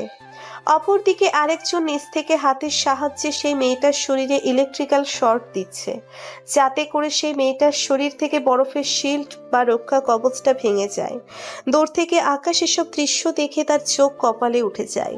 তাই সে চোখ বড় বড় করে তাদের দিকে দৃষ্টিপাত করে তাকিয়ে থাকে। তবে এতটুকুতেই শেষ নয়, আকাশের এখনো আসল ঝাটকা খাওয়া বাকি আছে। আকাশ বেশ কিছুক্ষণ তাদের দিকে দৃষ্টিপাত করে তাকিয়ে থাকার পর তার নজর যায় পাশের একটা গোলাকার সার্কেলের ভিতরে, যেখানে একটা অল্প বয়সী ছেলে বিদ্যুতের গতিতে ছোটাছুটি করছে। আর তার একটু পাশেই আর একটা মেয়ে নিজের আধ্যাত্মিক শক্তি দ্বারা কোনো একজাতীয় ধোঁয়ার সাহায্যে পরিবেশটাকে আধার বানিয়ে রেখেছে। মনে হচ্ছে যেন উপরওয়ালা তাকে পরিবেশ নিয়ন্ত্রণ করার দায়িত্বে নিয়োজিত করেছে। সেই মেয়ের মাথার উপর বরাবর অনেকখানি জায়গা ভয়ঙ্কর অন্ধকার হয়ে আছে, আর সেই অন্ধকারের ভিতর থেকে তুমুলভাবে বিজলি চমকাচ্ছে। তাদের এই কর্মকাণ্ড দেখে আকাশের বুঝতে বাকি নেই যে সেই মেয়ের মধ্যে মেঘ জমানো এবং বিজলি বর্ষণ করার ক্ষমতা রয়েছে। তাই আকাশ পুরোপুরি চুপসে যায়, কিন্তু তার ভিতর থেকে এখনো মনোবল হারায়নি, কারণ সে এসবের আসল রহস্য জানতে চায়। তাই সে কোনো ধরনের চিন্তাভাবনা ছাড়া সেই সব আধ্যাত্মিক মানুষজনদের দিকে এগোতে থাকে। আকাশ হাঁটতে হাঁটতে তাদের প্রায় কাছে চলে যায়। এবার আকাশকে সেই মানুষগুলাও দেখে নিয়েছে, তাই তারা সবাই নিজেদের সুপার ন্যাচারাল শক্তির ব্যবহার করা বাদ দিয়ে রেখে সবাই স্বাভাবিক হয়ে আকাশের দিকে এগিয়ে আসে।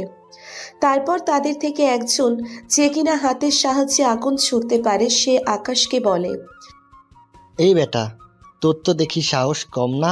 সেদিন তুই আমার মুখোমুখি হয়ে তুই আমার মুখের উপরে তক্র করেছিস, তার উপরে আজকে আবার আমাদের বাসস্থানে চলে এসেছিস। আজ তো তুই শেষ। ও আচ্ছা, তার মানে তুই সেই ব্যক্তি যে কিনা আগুনের সাহায্যে মানুষের ঘর বাড়ি জ্বালিয়ে দিয়েছিস এবং সাথে অনেক অসহায় মানুষেরও প্রাণ নিয়েছিস। আমি সেই ব্যক্তি। এখন তুইও তাদের মতো পুড়ে মরবি। এখন তোকে আমার হাত থেকে কেউ বাঁচাতে পারবে না। নিজেই সেদে মৃত্যুর চৌকট পর্যন্ত চলে এসেছিস, তাহলে তোকে না মেরে জীবিত রাখি কি করে বল? ওকে, তোর যদি ক্ষমতা থাকে তাহলে তুই আমাকে মেরে দেখা। অবশ্য আমি এখানে আসার আগে কোনো ধরনের প্রোটেকশন নিয়ে আসিনি, কিন্তু তারপরেও আমার মনে হচ্ছে তুই আমাকে মারতে পারবি না। হে বেটা, আমরা পারি না যে এমন কোনো কাজ নেই। আর তুই সেদিন কোনো না কোনো এক ভাগ্যক্রমে বেঁচে গেছিস, কিন্তু তাই বলে যে সবসময় বেঁচে যাবি এমনটা কিন্তু ভাবিস না। আচ্ছা যা, ভাবলাম না, কিন্তু তুই পারলে আমাকে মেরে দেখা, না হয় তোকে চেপে ধরে তোর মুখের ভিতরে গুলির সব কয়টা বুলেট ঢুকিয়ে দেব, পরে ইঁদুরের মতো দফাদফি করতে করতে মরবি। কে তুই যে আমার মুখের উপরে তক্র করছিস? আজ তোর একদিন কি আমার একদিন।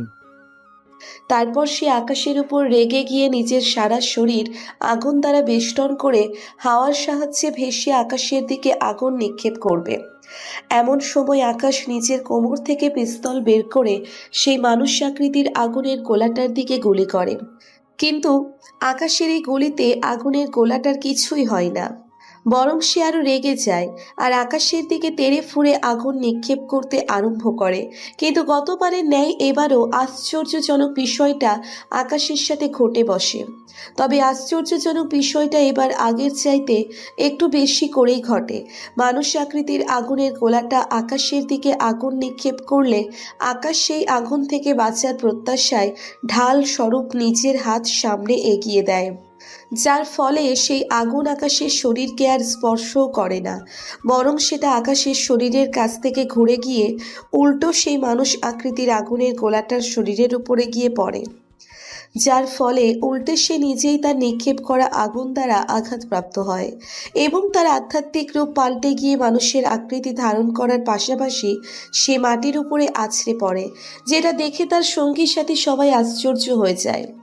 তবে তারা থেমে নেই, সবাই নিজের সঙ্গী সাথীর প্রতিবাদ স্বরূপ একত্রে একজোট হয়ে আকাশের উপরে আধ্যাত্মিক শক্তির প্রয়োগ করে বসে, কিন্তু এতেও আকাশের কিছু হয় না, বরং তারা সকলেই তার সঙ্গী সাথীর মতন মাটির উপরে লুটিয়ে পড়ে।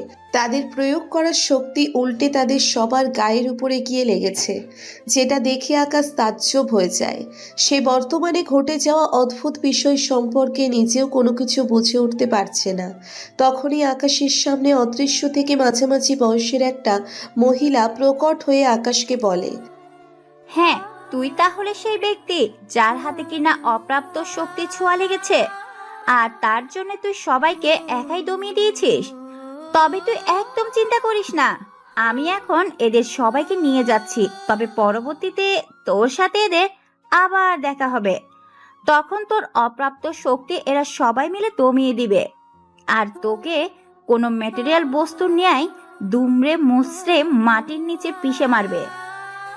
মহিলাটা আকাশকে এসব হুমকি দিয়ে মুহূর্তের মধ্যেই সবাইকে সঙ্গে নিয়ে চোখের পলকে সেখান থেকে গায়েব হয়ে যায়। আকাশ ব্যতীত সেই জায়গাতে আর কিছুই নেই। সেই মহিলাটা তাদের সমস্ত অস্তিত্ব নিয়ে গায়েব হয়ে গেছে। আকাশ শূন্য একটা জমিনের উপরে দাঁড়িয়ে আছে। তার চোখের সামনে যেই পাকা দালানটা ছিল সেটাও গায়েব হয়ে গেছে। এক কথায় তাদের কোনো নাম নিশানাও নেই বর্তমানে।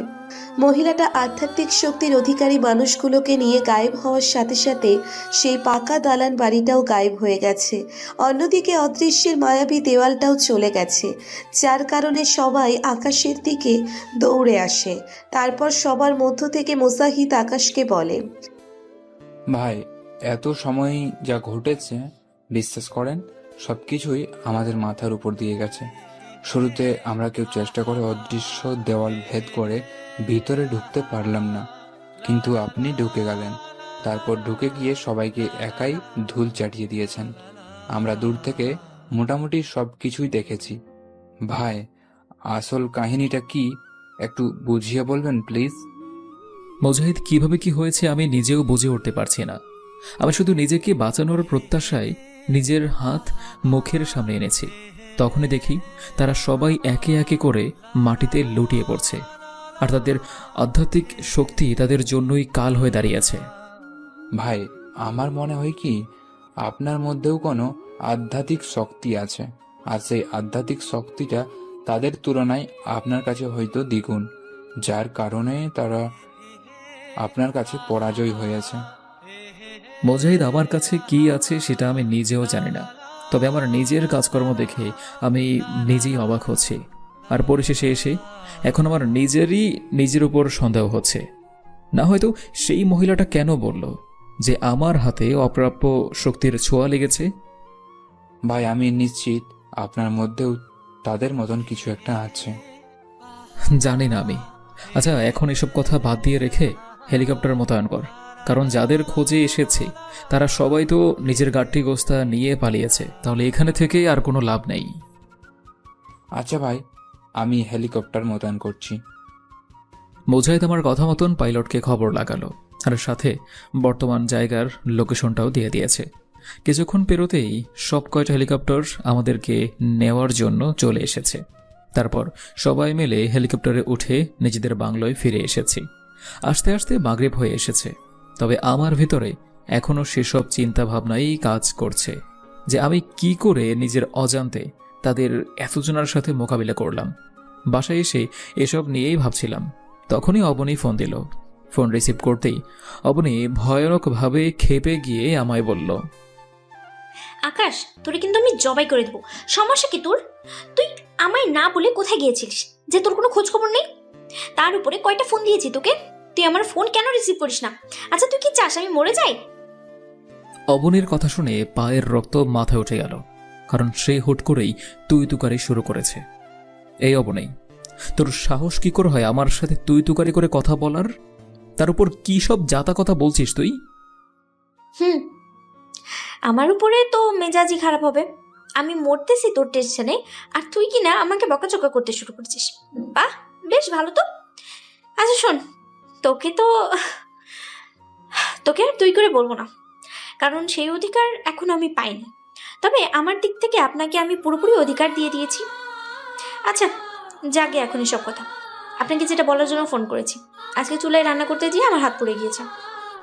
কি? অবনীর কথা শুনে সমস্ত রাগ মুহূর্তের মধ্যেই পানি হয়ে গিয়েছে।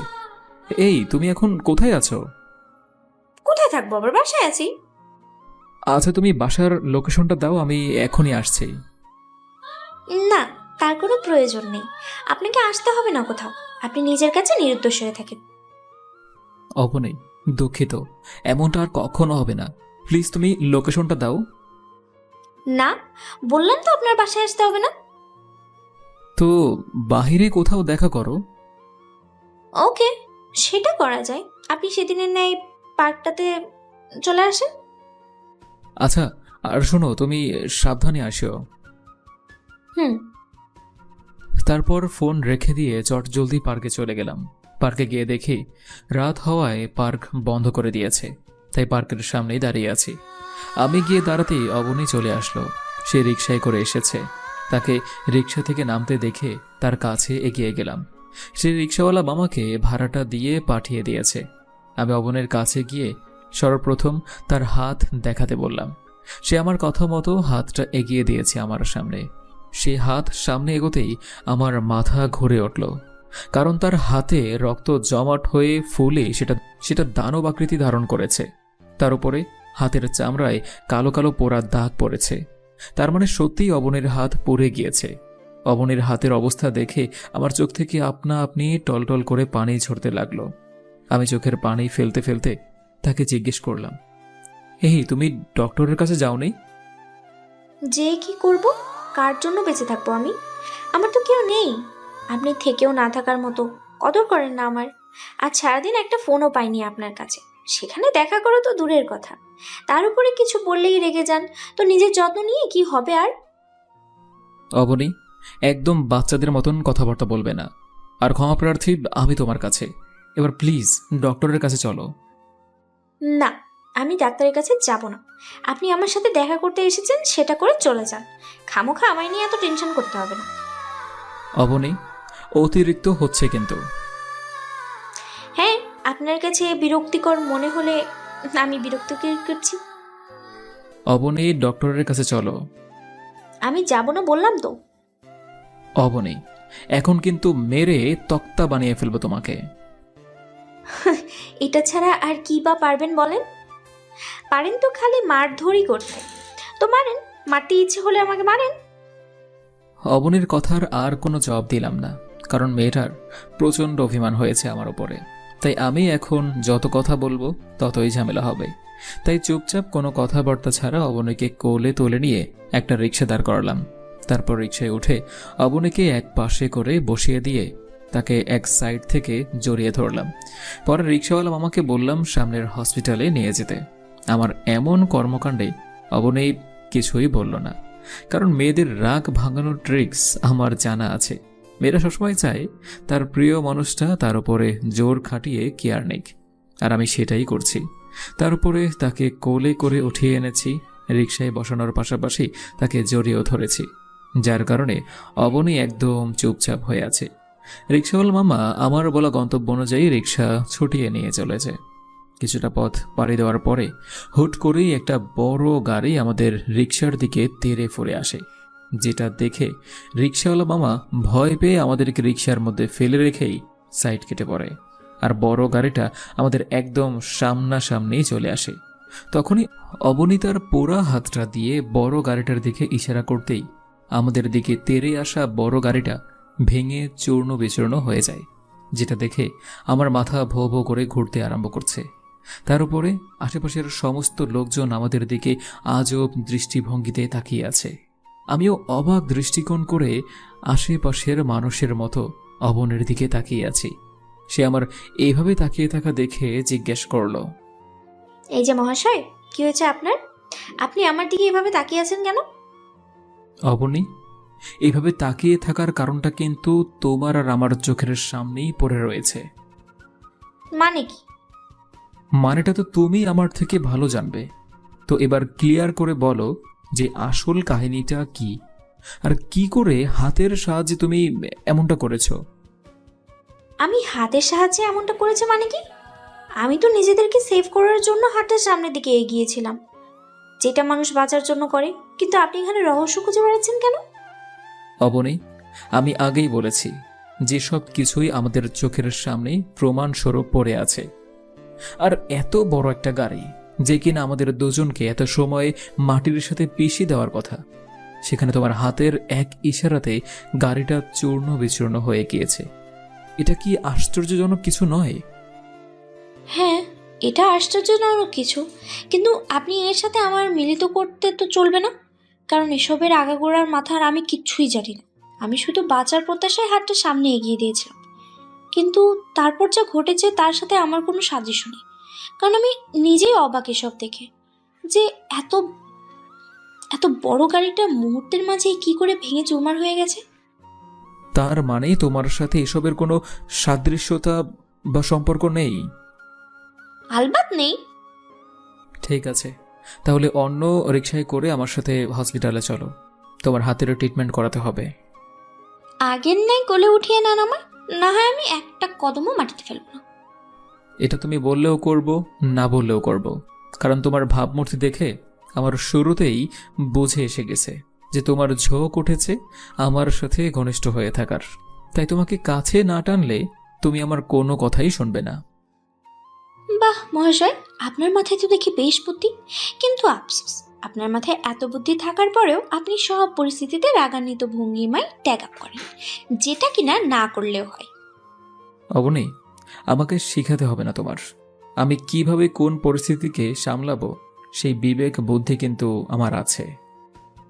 এই যে দেখেছেন, আপনি কিন্তু এখনই চটে যাচ্ছেন। অবনী, ধুর, কি শুরু করেছে তুমি? বাদ দাও তো এসব কথাবার্তা, আমার একদম ভালো লাগছে না কিন্তু এসব। আচ্ছা বাদ দিলাম, আপনি এখন আমায় নিজের বাহুতে নিন, তারপর কোথায় নিয়ে যাবেন যান। আর কোনো কথাবার্তা না বলে অবনীকে আবারও কোলে উঠিয়ে নিলাম।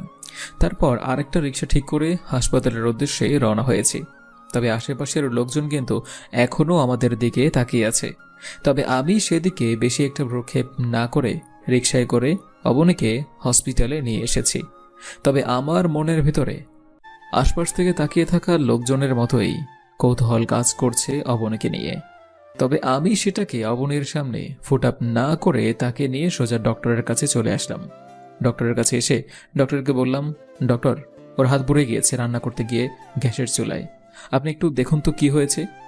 আমার কথা মতন ডক্টর তার হাত দেখে বলল, ওনার হাতের জমাট বাঁধা রক্তগুলো ইমিডিয়েট বের করতে হবে, না হয় ভিতরে ইনফেকশন হয়ে যাবে। এমনিতেও অনেক লেটই হয়ে গিয়েছে। ডক্টর, যা করবার করুন, কিন্তু অবনীর যেন কোনো ধরনের ক্ষতি না হয়। জি, আমরাও সেটা চেষ্টা করব। আর আপনি এখানে বা বাইরে বসে অপেক্ষা করুন, আমরা ওনাকে পাশেই ওটিতে নিয়ে যাচ্ছি। আচ্ছা। তারপর ডক্টর দুজন নার্সকে ডেকে এনে বলল অবনীকে ওটিতে নিয়ে যেতে। নার্স ডক্টরের কথা মতন অবনীকে ওটিতে নিয়ে গেল। তার কিছুক্ষণ পর ডক্টরও রুম থেকে বেরিয়ে ওটিতে চলে গেল, আর আমি ডক্টরের চেম্বারে একা একা বসে আছি। আধ ঘন্টা পেরিয়ে গিয়েছে, কিন্তু ডক্টর এখনও ফিরে আসেনি। তাই আমি ডক্টরের কেবিন থেকে বেরিয়ে কেবিনের আশেপাশে পায়চারি করতে লাগলাম। তখনই ডক্টর আমার থেকে কিছুটা দূরে একটা কক্ষ থেকে বেরিয়ে আসলো। হয়তো সেই কক্ষটাই ওটি হবে। ডক্টর কক্ষ থেকে বেরিয়ে এসে আমায় জিজ্ঞেস করলো, আচ্ছা, ওনার হাতটা যে গ্যাসের আগুনে পুড়েছে সেটাতে কি করে নিশ্চিত হচ্ছেন আপনি? কারণ সে তো আমায় এমনটাই বলেছে যে সে গ্যাসের চুলায় রান্না করতে গিয়ে নাকি এমনটা হয়েছে। আপনাকে তিনি এমনটা বললেও ওনার হাতের কন্ডিশন দেখে আমার মনে হয়নি যে ওনার হাতটা গ্যাসের আগুনে পুড়েছে। কারণ ওনার হাতের যে ভয়াবহ অবস্থা সেটা গ্যাসের আগুন দ্বারা সম্ভব নয়। আর সম্ভব হলেও কেউ ইচ্ছাকৃতভাবে চুলোর জাল বাড়িয়ে দিয়ে সেটার উপরে মিনিট পাঁচেক হাত ধরে রাখলে এমনটা হওয়া সম্ভব, কিন্তু নিশ্চয়ই তিনি এমনটা করেনি। তাই আমার মতে ওনার হাতটা অন্য কোনো ভাবে পুড়িয়েছি, না হয়তো ওনার হাতের এইও ভয়াবহ অবস্থা হতো না। মানে কি ডক্টর? মানে হলো অনেক উত্তপ্ত আগুনের মাঝে তিনার হাত পুড়েছে, যার কারণে তিনার হাতের এই দশা হয়েছে। গ্যাসের আগুনে কখনোই এমনটা হওয়া সম্ভব নয়, এটা আমি লিখিত করে বলতে পারবো। তার মানে আপনি বলতে চাচ্ছেন তার হাতটা গ্যাসের আগুনে পড়েনি, পড়েছে অন্য কোনোভাবে? আর যেইভাবেই পড়ুক না কেন, আগুনের উত্তাপ বা হিট মাত্রাধিক ছিল। জি, অ্যাক্সিডেন্টালি এটা হয়েছে। ঠিক আছে ডক্টর, আমি বিষয়টা দেখছি। তবে সে এখন কেমন আছে? আমরা ছোটখাটো একটা সার্জারি করে ওনার হাতের জমাট বাঁধা ব্লাডগুলো বের করে ফেলেছি। উনি এখন ঠিক আছেন। আর কিছুদিন আমার সাজেশন মতন ওষুধ কন্টিনিউ করলে উনি আর ওনার হাত পুরোপুরি সুস্থ হয়ে যাবেন। ধন্যবাদ ডক্টর। আচ্ছা, আপনি চেম্বারে আসুন, নার্স কিছু সময়ের মাঝে ওনাকে আমার চেম্বারে নিয়ে আসবে। ডক্টর আমাকে ওনার চেম্বারে যেতে বলে হাঁটা দিল, কিন্তু আমার মাথার উপর কথাগুলো শুধু গোলক ধাঁধার মতো ঘুরপাক খাচ্ছে। কারণ অবনী বলল তার হাত রান্না করতে গিয়ে পড়ে গিয়েছে, মানে গ্যাসের আগুনে। ডক্টর বলেছে তার হাত গ্যাসের আগুনে পড়ে নেই, কারণ গ্যাসের আগুন এতটা উত্তাপ হিট প্রোভাইড করতে পারে না। আর বেশ চিন্তায় পড়ে গেলাম এসব কথাবার্তা শুনে। বেখেয়ালি হয়ে পড়েছি ডক্টরের কথা শুনে। তখনই মনে পড়লো ডক্টর আমাকে তার চেম্বারে যেতে বলেছে ওনার। তাই চিন্তা ভাবনার সব অবসান ঘটিয়ে ডক্টরের চেম্বারে গেলাম। চেম্বারে যেতেই উনি আমার জন্য প্রেসক্রিপশনে ঔষধ লিখে দিয়ে বলল, ওষুধগুলো ওনাকে কন্টিনিউ করাবেন, না হয় হাতের কিন্তু ইমপ্রুভমেন্ট হবে না। আচ্ছা। প্রেসক্রিপশন হাতে নিয়ে অবনের জন্য অপেক্ষা করছি। এর মধ্যেই নার্স অবনীকে সাথে করে নিয়ে চেম্বারে ঢুকলো। অবনীর হাতে ব্যান্ডেজ করে দিয়েছে ডক্টর। আমি মানিব্যাগ থেকে টাকা বের করে ডক্টরের ভিজিটটা দিলাম। তারপর অবনীর কাছে গিয়ে তাকে ডক্টরের সামনেই কোলে উঠিয়ে নিয়েছি, যেটা দেখে ডক্টর মুচকি হাসি দিয়ে বলল, মহাশয়, ওনাকে অনেক ভালোবাসেন মনে হয় আপনি। জি। আচ্ছা, খেয়াল রাখবেন ওনার। আর আপনি চাইলে যাওয়ার সময় আমাদের মেডিকেলের ফার্মেসি থেকেই ওষুধগুলো কালেক্ট করতে পারেন। আচ্ছা, আমি সেখান থেকেই ওষুধগুলো কালেক্ট করে নেব। তারপর অবনীকে সেভাবে নিয়ে মেডিকেল ফার্মেসিতে এসে ওষুধ কালেক্ট করলাম। সবাই আমাদের দিকে হা করে তাকিয়ে আছে। চরম লজ্জা লাগছে আমার, কিন্তু লজ্জা লাগলেও কিছু করার নেই, কারণ অবনীকে এখন কোল থেকে নামালে এসে কেয়ামত ঘটিয়ে দেবে। তাই বাধ্য হয়ে তাকে কোলের মধ্যেই নিয়ে রেখেছি। হসপিটালের বাইরে এসে একটা দোকান থেকে কিছু খাবারের জিনিস নিয়ে নিলাম। পরে একটা রিক্সা ঠিক করে দুজনে সেটাতে উঠে বসলাম। রিক্সায় করে পার্ক অব্দি এসে অবনীকে জিজ্ঞেস করলাম, অবনী, তোমার বাসার লোকেশন বলো, রিক্সায় করে তোমায় একদম বাসা পর্যন্ত নামিয়ে দিয়ে আসি। না না, তার কোনো প্রয়োজন নেই। প্রয়োজন নেই মানে কি অবনী? তুমি এই অবস্থায় বাসায় যাবে কি করে? আমি কষ্ট বিষ্ট করে বাসায় চলে যেতে পারবো, কিন্তু আপনি আমার বাসা অব্দি গেলে কিন্তু সমস্যা হবে। কি সমস্যা হবে অবনী? আমার ফ্ল্যাটের বড় আপুগুলো আপনার উপরে লাইন মারবে, যেটা আমি কখনোই হতে দিব না। এই মেয়ে, তুমি কি পাগল হয়ে গেছো নাকি? হ্যাঁ, তারা খামোখা আমার উপরে লাইন মারবে কেন? আর যদি মারেও তাহলে কি আমি তাদের পাত্তা দিব নাকি? না, তাও আপনার যেতে হবে না। আপনি নেমে অন্য রিক্সা করে বাসায় চলে যান, আর আমি এটাতে করেই বাসায় চলে যাব। ওকে, ঠিক আছে, যেমনটা তোমার মর্জি। অবনীর কথা মতন রিক্সা থেকে নেমে গেলাম।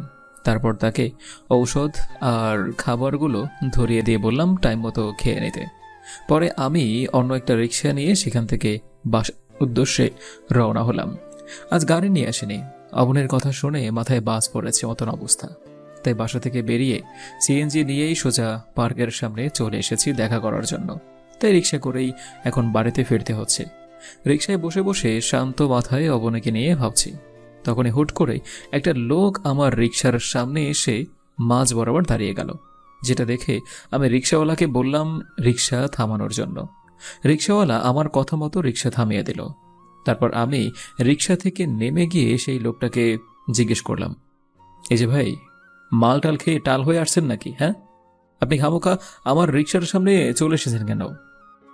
ভাই, আমি কোনো মালটাল খাইনি, আর আমি রিক্সার সামনে দাঁড়িয়েছি আপনাকে একান্তভাবে কিছু বলার জন্য। আমাকে কিছু বলার জন্য দাঁড়িয়ে আছেন মানে? আপনি একটু আমার সাথে সাইডে আসুন। লোকটার কথা মতন একটু সাইডে চেপে আসলাম। তখনই সে আমায় বলে উঠল, ভাই, আমি কে সেটা আপনাকে বলবো না, তবে বেশ কিছুক্ষণ আগে আপনাদের রিক্সার আগে একটা বড় গাড়ি আপনা আপনি ভেঙে চুরমার হয়ে গেছে। আমি তখন সেখানেই ছিলাম, আর তখন থেকে আমি আপনার জন্য অপেক্ষা করছি আপনাকে গুরুত্বপূর্ণ কিছু কথা বলবো বলে। এতে করে হয়তো আপনার কোনো উপকার হতে পারে। কি কথা বলুন। ভাই, কিছুক্ষণ আগে যে বড় গাড়িটা ভেঙে চূর্ণ বিচূর্ণ হয়ে গেছে, সেটা কিন্তু এমনি এমনি হয়নি। সেটা কেউ নিজের অলৌকিক বা অত্যাধিক শক্তির দ্বারা ভেঙে চূর্ণ বিচূর্ণ করেছে। আপনি এই কথা কতটা সিওরিটি দিয়ে বলতে পারেন কি করে? কারণ আমার মাঝে উপলব্ধি করার একটা অদ্ভুত ক্ষমতা আছে, যেটার সাহায্যে আমি বুঝতে পেরেছি কেউ একজন তার শক্তির মাধ্যমে এমনটা করেছে। তো কে করেছে? তার নামটা বলুন বা তার পরিচয় দিন। ভাই, সেটা বলা আমার পক্ষে সম্ভব না, কারণ আমি প্রাণে মারা পড়ব। আমি সেই মানুষটার নাম মুখে আনলেই দুনিয়ার মায়া ত্যাগ করতে হবে আমাকে। তবে এটুকু বলতে পারি যে আপনার খুব কাছের কেউ এমনটা করেছে, আর সেই কাছের মানুষটাকে আপনার নিজেরই খুঁজে বের করতে হবে। লোকটার কথা শুনে সর্বপ্রথম আমার আপন মানুষ হিসেবে অবনীর কথাই মনে পড়ল, কারণ সে বাদে সেখানে আমার কাছের মানুষ বলতে কেউ উপস্থিত ছিল না। তাছাড়া তখন অবনীর আচরণে কেমন যেন একটা লেগেছিল। লোকটার কথা শুনে আমি অবনীকে নিয়ে ভাবুক হয়ে গেলাম। তখনই দেখি হুট করে কোথা থেকে যেন অবনী সেই রিক্সাওয়ালা মামাটাকে নিয়ে আমাদের সামনে হাজির হয়েছে। অবনীকে এভাবে অপ্রত্যাশিতভাবে দেখে আমি পুরো তাজ্জব হয়ে গিয়েছি। তাই অবনীকে জিজ্ঞেস করলাম, এই অবনী, তুমি এখানে কেন? তুমি না রিক্সা নিয়ে বাসার উদ্দেশ্যে রওনা হয়েছিলে? অবনী আমার কথার কোনো উত্তর দিল না, বরং সে রিক্সা থেকে নেমে সেই লোকটার দিকে তেড়ে যেতে লাগলো, যেই লোকটা কিনা আমার পথ আটকিয়েছে একটু আগে। অবনী লোকটার দিকে এভাবে তেড়ে যেতে দেখে লোকটা মুহূর্তের মধ্যেই সামনের দিকে দৌড় মারে, যার পর কিনা লোকটা হুট করেই আমাদের চোখের সামনে থেকে গায়েব হয়ে যায়, যেটা দেখে আমার গা পুরোপুরি শিউরে উঠেছে। আমি বেকুবের মতো চুপচাপ চোখ বড় বড় করে রাস্তার দিকে তাকিয়ে আছি। ঠিক সেই সময় অবনী ফিরে এসে পিছন থেকে আমায় জড়িয়ে ধরে আমার ঘাড়ে চুমু খেতে আরম্ভ করলো। কিসব বিস্ময়কর ব্যাপার স্যাপার ঘটছে আমার সাথে। এসব দেখে মনে হচ্ছে যেন এখনই নিজের হোশ জ্ঞান হারিয়ে বসব, কিন্তু না, তার আগে অবনীর থেকে কিছু বিষয়ে জেনে নেওয়া দরকার আমার। তাই অবনীকে নিজের শরীর থেকে ছাড়িয়ে নিয়ে জিজ্ঞেস করলাম, অবনী, কাহিনীটা একটু খুলে বলবে? তুমি সেই লোকটাকে এভাবে ধাওয়া করলে কেন? আর তাছাড়া তুমি তো এই সময়ে বাসায় থাকার কথা, কিন্তু তুমি এই অবস্থায় কি করছো? দেখুন, কাহিনী কিছুই না। আমার ভালো লাগছিল না, তাই আপনার সাথে কথা বলার জন্য আবার ফিরে এসেছি। কিন্তু এসে দেখি সেই লোকটা আপনার পথ আটকে আপনার সাথে কি সব ফুসুর ফুসুর করছিল, তাই তাকে ধাওয়া করেছি। অবনী, আমি কিন্তু দুধের বাচ্চা না। হ্যাঁ, তোমায় নিয়ে আজ বের হয়েছে পর্যন্ত কিন্তু অনেক কিছুই ঘটেছে। শুরুতে গাড়ির দুমড়ে মুচড়ে আপনা আপনি চুরমার হয়ে গিয়েছে। এখন আবার বাসায় যাওয়ার বদলে অদ্ভুতভাবে ফিরে এলে এবং সেই লোকটার পিছনে ছুটছ, যে কিনা আমাদের চোখের সামনে দৌড় দিয়ে হুট করে অদৃশ্য হয়ে গিয়েছে। আর তার চাইতেও বড় কথা, আমি এখনো এখানে আছি, তুমি সেই খবর জানলে কি করে? দেখুন, আপনি আমাকে সন্দেহ করা বন্ধ করুন। আমি আগেই বলেছি যে গাড়ি কিভাবে ভেঙে চুরমার হয়েছে সেটা আমি জানি না। তার উপরে এই লোকটা আপনার পথ আটকে আপনার সাথে ফুসুর ফুসুর করছিল, তাই তাকে ধাওয়া করেছি। আর তার একমাত্র কারণ, আমি আপনার সাথে আরো কিছুটা সময় কাটাতে চাই। হবনি, আচ্ছা যাও, তোমায় সন্দেহ করলাম না, কিন্তু এটা বলো যে তোমার হাতটা পুড়েছে কি করে? কেন, এটা তো আগেই বলেছি আপনাকে। রান্না করতে গিয়ে গ্যাসের চুলায় আগুনে হাত পুড়ে ফেলেছি। তাহলে ডক্টর যে বলল তোমার হাত গ্যাসের আগুনে পড়েনি, হাত পড়েছে অন্যভাবে। মা, ডাক্তার কি করে এতটা কনফিডেন্ট হয়ে বলতে পারে এই কথাটা? সিন ক্রিয়েট কি ওনার সাথে হয়েছে না আমার সাথে, যে উনি এতটা কনফিডেন্ট হয়ে বলছেন আমার হাত অন্য কোনোভাবে পড়েছে? সিক্রেট তোমার সাথে হলেও তিনি অনেক কিছুই আঁচ করতে পেরেছে, কারণ তোমার হাতের অবস্থা অনেক বেগতিক ছিল। তোমার হাতে যেভাবে করে জখম হয়েছে সেটা হতে আগুনের অনেক উত্তাপ থাকা প্রয়োজন, যেটা কিনা গ্যাসের চুলোতে নেই। আর থাকলেও গ্যাসের চুলায় আগুনে সেই উত্তাপ তৈরি হতে মিনিট 5 সময় লাগবে। তাহলে তুমি অবশ্য এতটা সময় ধরে আগুনের উপরে হাত দিয়ে বসেছিলে না, বা তোমার সাথে সিক্রেট হলে সেটা এতটা সময় ধরে হয়নি। তাহলে বলো কিভাবে হয়েছে এমনটা? দেখুন, ডাক্তারের সেই ভুলভাল কথা শুনে আমার উপরে রিয়াক্ট করবেন না, কারণ সে একজন ডাক্তার, উত্তাপ আমার কোনো যন্ত্র নয় যে সে আমার হাতের অবস্থা দেখিয়ে একদম সচ্ছলভাবে বলে দিবে এই হাত 5 মিনিট 3 সেকেন্ড আগুনের উপরে ছিল। তাই ওনার কথা শুনে রিয়াক্ট না করার অনুরোধ করব। অবনী, তোমার কথা বিশ্বাস করব না ওনার কথাটা বিশ্বাস করব বলো? তিনি খামোখা মিথ্যা কেন বলবেন? আর তাছাড়া তোমার হাত থেকে কিন্তু আমারও মনে হচ্ছে না যে এটা গ্যাসের চুলায় রান্না করতে গিয়ে হয়েছে। মহাশয়, আপনাকে আর বোঝানোর সামর্থ্য নেই আমার, তবে এটুকু বলছি, আমার হাত গ্যাসের চুলার আগুনেই পড়েছে। এবার বিশ্বাস করা আর না করা আপনার ব্যাপার। আমি বাসায় চলে গেলাম। এই বাসায় যাবে কেন? তুমি না আমার সাথে আরো কিছু সময় কাটাতে চাও? প্রিয়, সেই পরিস্থিতিটা নেই আর বর্তমানে, কারণ আমি আপনার রাগ সহ্য করতে রাজি আছি। আমি আপনার হাতে কষে থাপ্পড় খেতেও রাজি আছি, আমি আপনার কথায় পুতুলের মতো নাচতেও রাজি আছি, কিন্তু আমাকে নিয়ে আপনার তৈরি করা ভুল চিন্তা ভাবনাকে সম্মতি জানাতে রাজি নেই। আচ্ছা যাও, আমি তোমার কথা বিশ্বাস করেছি। এবার দেখি রাগটা কমিয়ে ফেলো। আমার রাগ হয়নি, হয়েছে মন খারাপ। আচ্ছা দেখি আমি সেটাকে ভালো করে দিচ্ছি। এটা বলেই মেয়েটাকে এবার নিজের কাছে টেনে নিলাম। তারপর একাধিকবার তার কপালে, তার ঠোঁটে স্পর্শ করেছি। মেয়েটা আমার স্পর্শে শিউরে উঠছে, কিন্তু তাতে আমার কিছুই আসে যায় না। কারণ কোনো মানুষের মধ্যে যখন কোনো কিছুর নৈশাক্ত ভর করে, তখন সে এক প্রকার উন্মাদ হয়ে যায়, যার ফলে সে নিজের শরীরের উপর থেকে পরিপূর্ণ কন্ট্রোল হারিয়ে ফেলে। যেই কন্ট্রোল তার উন্মাদতা না কমলে ফিরে আসে না। আর তাছাড়া কোনো মানুষও চাইলে সেই উন্মাদকে কন্ট্রোল করে আনতে পারে না। সেখানে অবনীত নিজেই আমাকে সাড়া দিচ্ছে, তাহলে তো আর কোনো কথাই নেই।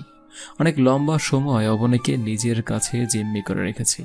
তারপর অবনীকে ছেড়ে দিয়ে রিকশায় তুলে দেব। এমন সময় দেখি আমাদের দুজনের রিকশাওয়ালা মামা আমাদের দিকেই তাকিয়ে আছে, যেটা দেখে আমি রিকশাওয়ালা মামাকে জিজ্ঞেস করলাম, মামা আপনারা দাঁড়িয়ে আছেন যে? তখন দুজনেই উত্তর দিল তাদের ভাড়া নাকি আমরা এখনো পরিশোধ করিনি, তাই অবনীকে তার আগের রিকশাটায় তুলে দিয়ে অধিক পরিমাণে ভাড়া প্রদান করলাম রিকশাওয়ালা মামাকে। আর আমিও আমার ঠিক করা রিকশায় উঠে অবনীর থেকে বিদায় নিয়ে বাসায় চলে আসলাম। বাসায় এসে এই রিকশাওয়ালাকেও ভালো পরিমাণে একটা অ্যামাউন্ট দিলাম। পরে বাসায় চলে আসলাম। আর বাসায় আসতেই রাজ এসে আমায় বলল, ভাই আপনি গিয়ে আগে ফ্রেশ হয়ে নিন, তারপর জরুরি কিছু কথা আছে। আচ্ছা কিছুক্ষণ পর রুমে চলে আসিস তুই। আচ্ছা ভাই। নিচ থেকে রুমে এসে ফ্রেশ হয়ে নিলাম। কিছুক্ষণ পর রাজ রুমের দরজার সামনে এসে বলল, ভাই আসবো? আরে আয়, ভিতরে প্রবেশ করার জন্য তোর আবার অনুমতি লাগে নাকি? না ভাই লাগে না, তবে তাও অনুমতি নিয়েই ঢুকলাম, কারণ আপনি বাহির থেকে এসেছেন, কোনো কাজও তো থাকতে পারে আপনার, বা রেস্টও করতে পারেন। আরে না, তেমন কিছু নেই। আচ্ছা বল, কি বলবি? ভাই মিনিস্টার সাহেব ফোন করে জানিয়েছে আজ নাকি শহরের অনেক কয়টা বড় বড় শপিং মলে হলমার্কগুলো ধ্বংসবিদ্যে চলেছে। তারা নাকি শপিং মলকে ভেঙে চুরে আগুন দিয়ে জ্বালিয়ে দিয়েছে। সরকারের স্পেশাল ফোর্স নাকি তাদেরকে আটকাতে গেলে হনুমানগুলা তাদেরও নাকি নাজেহাল বানিয়ে ছেড়ে দিয়েছে। তাই মিনিস্টার সাহেব ফোন করে আপনার কাছ থেকে সাহায্য চেয়েছে।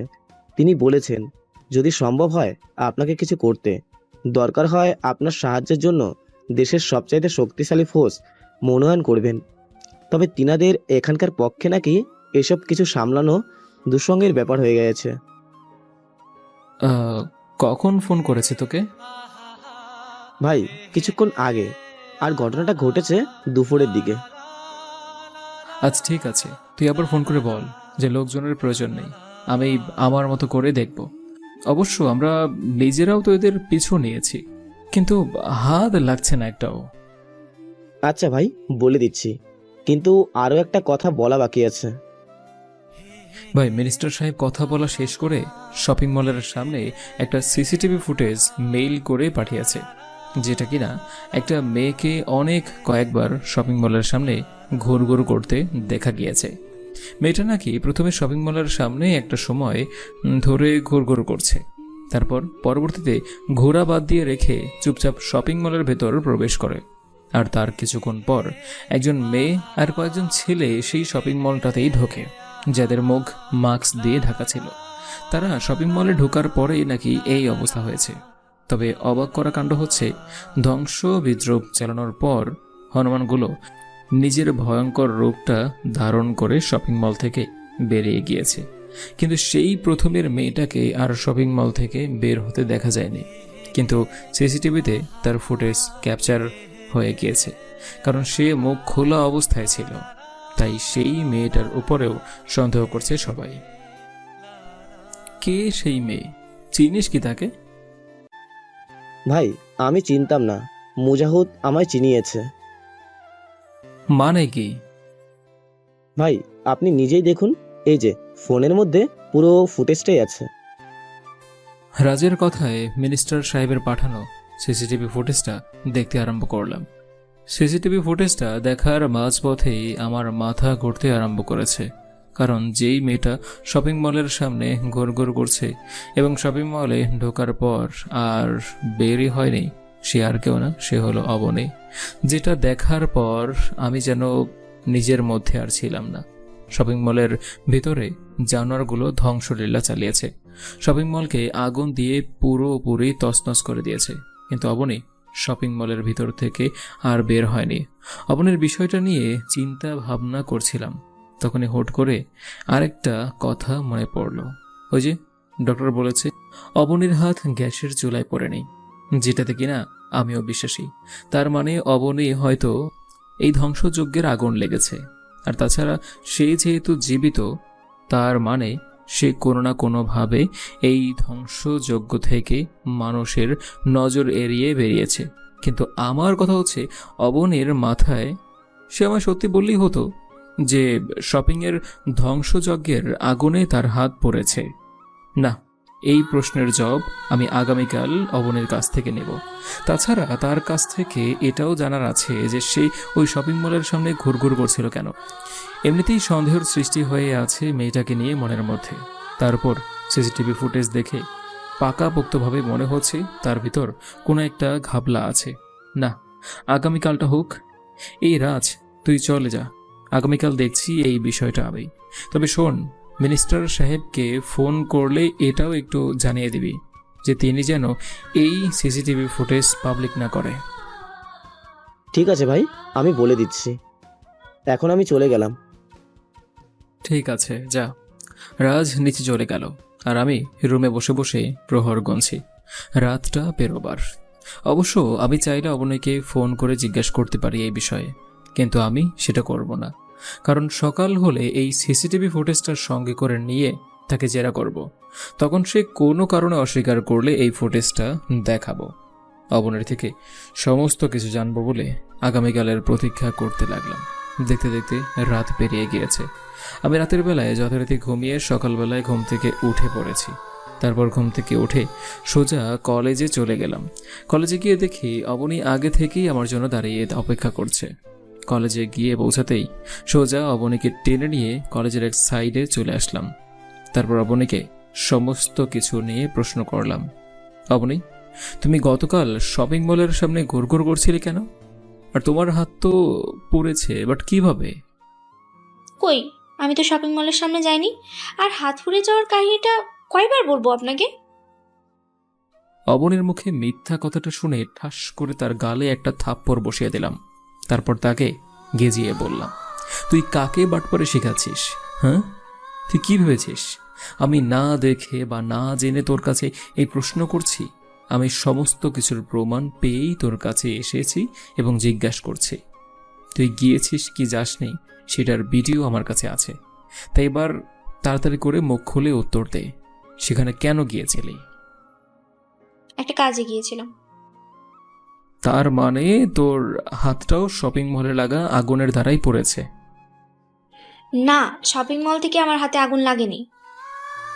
অবনীর মুখে মিথ্যা কথা শুনে আবারও তার অন্য গালে ঠাস করে একটা লাগিয়ে দিয়ে বললাম, তুই এখনো মিথ্যা কথা বলছিস কোন সাহসে?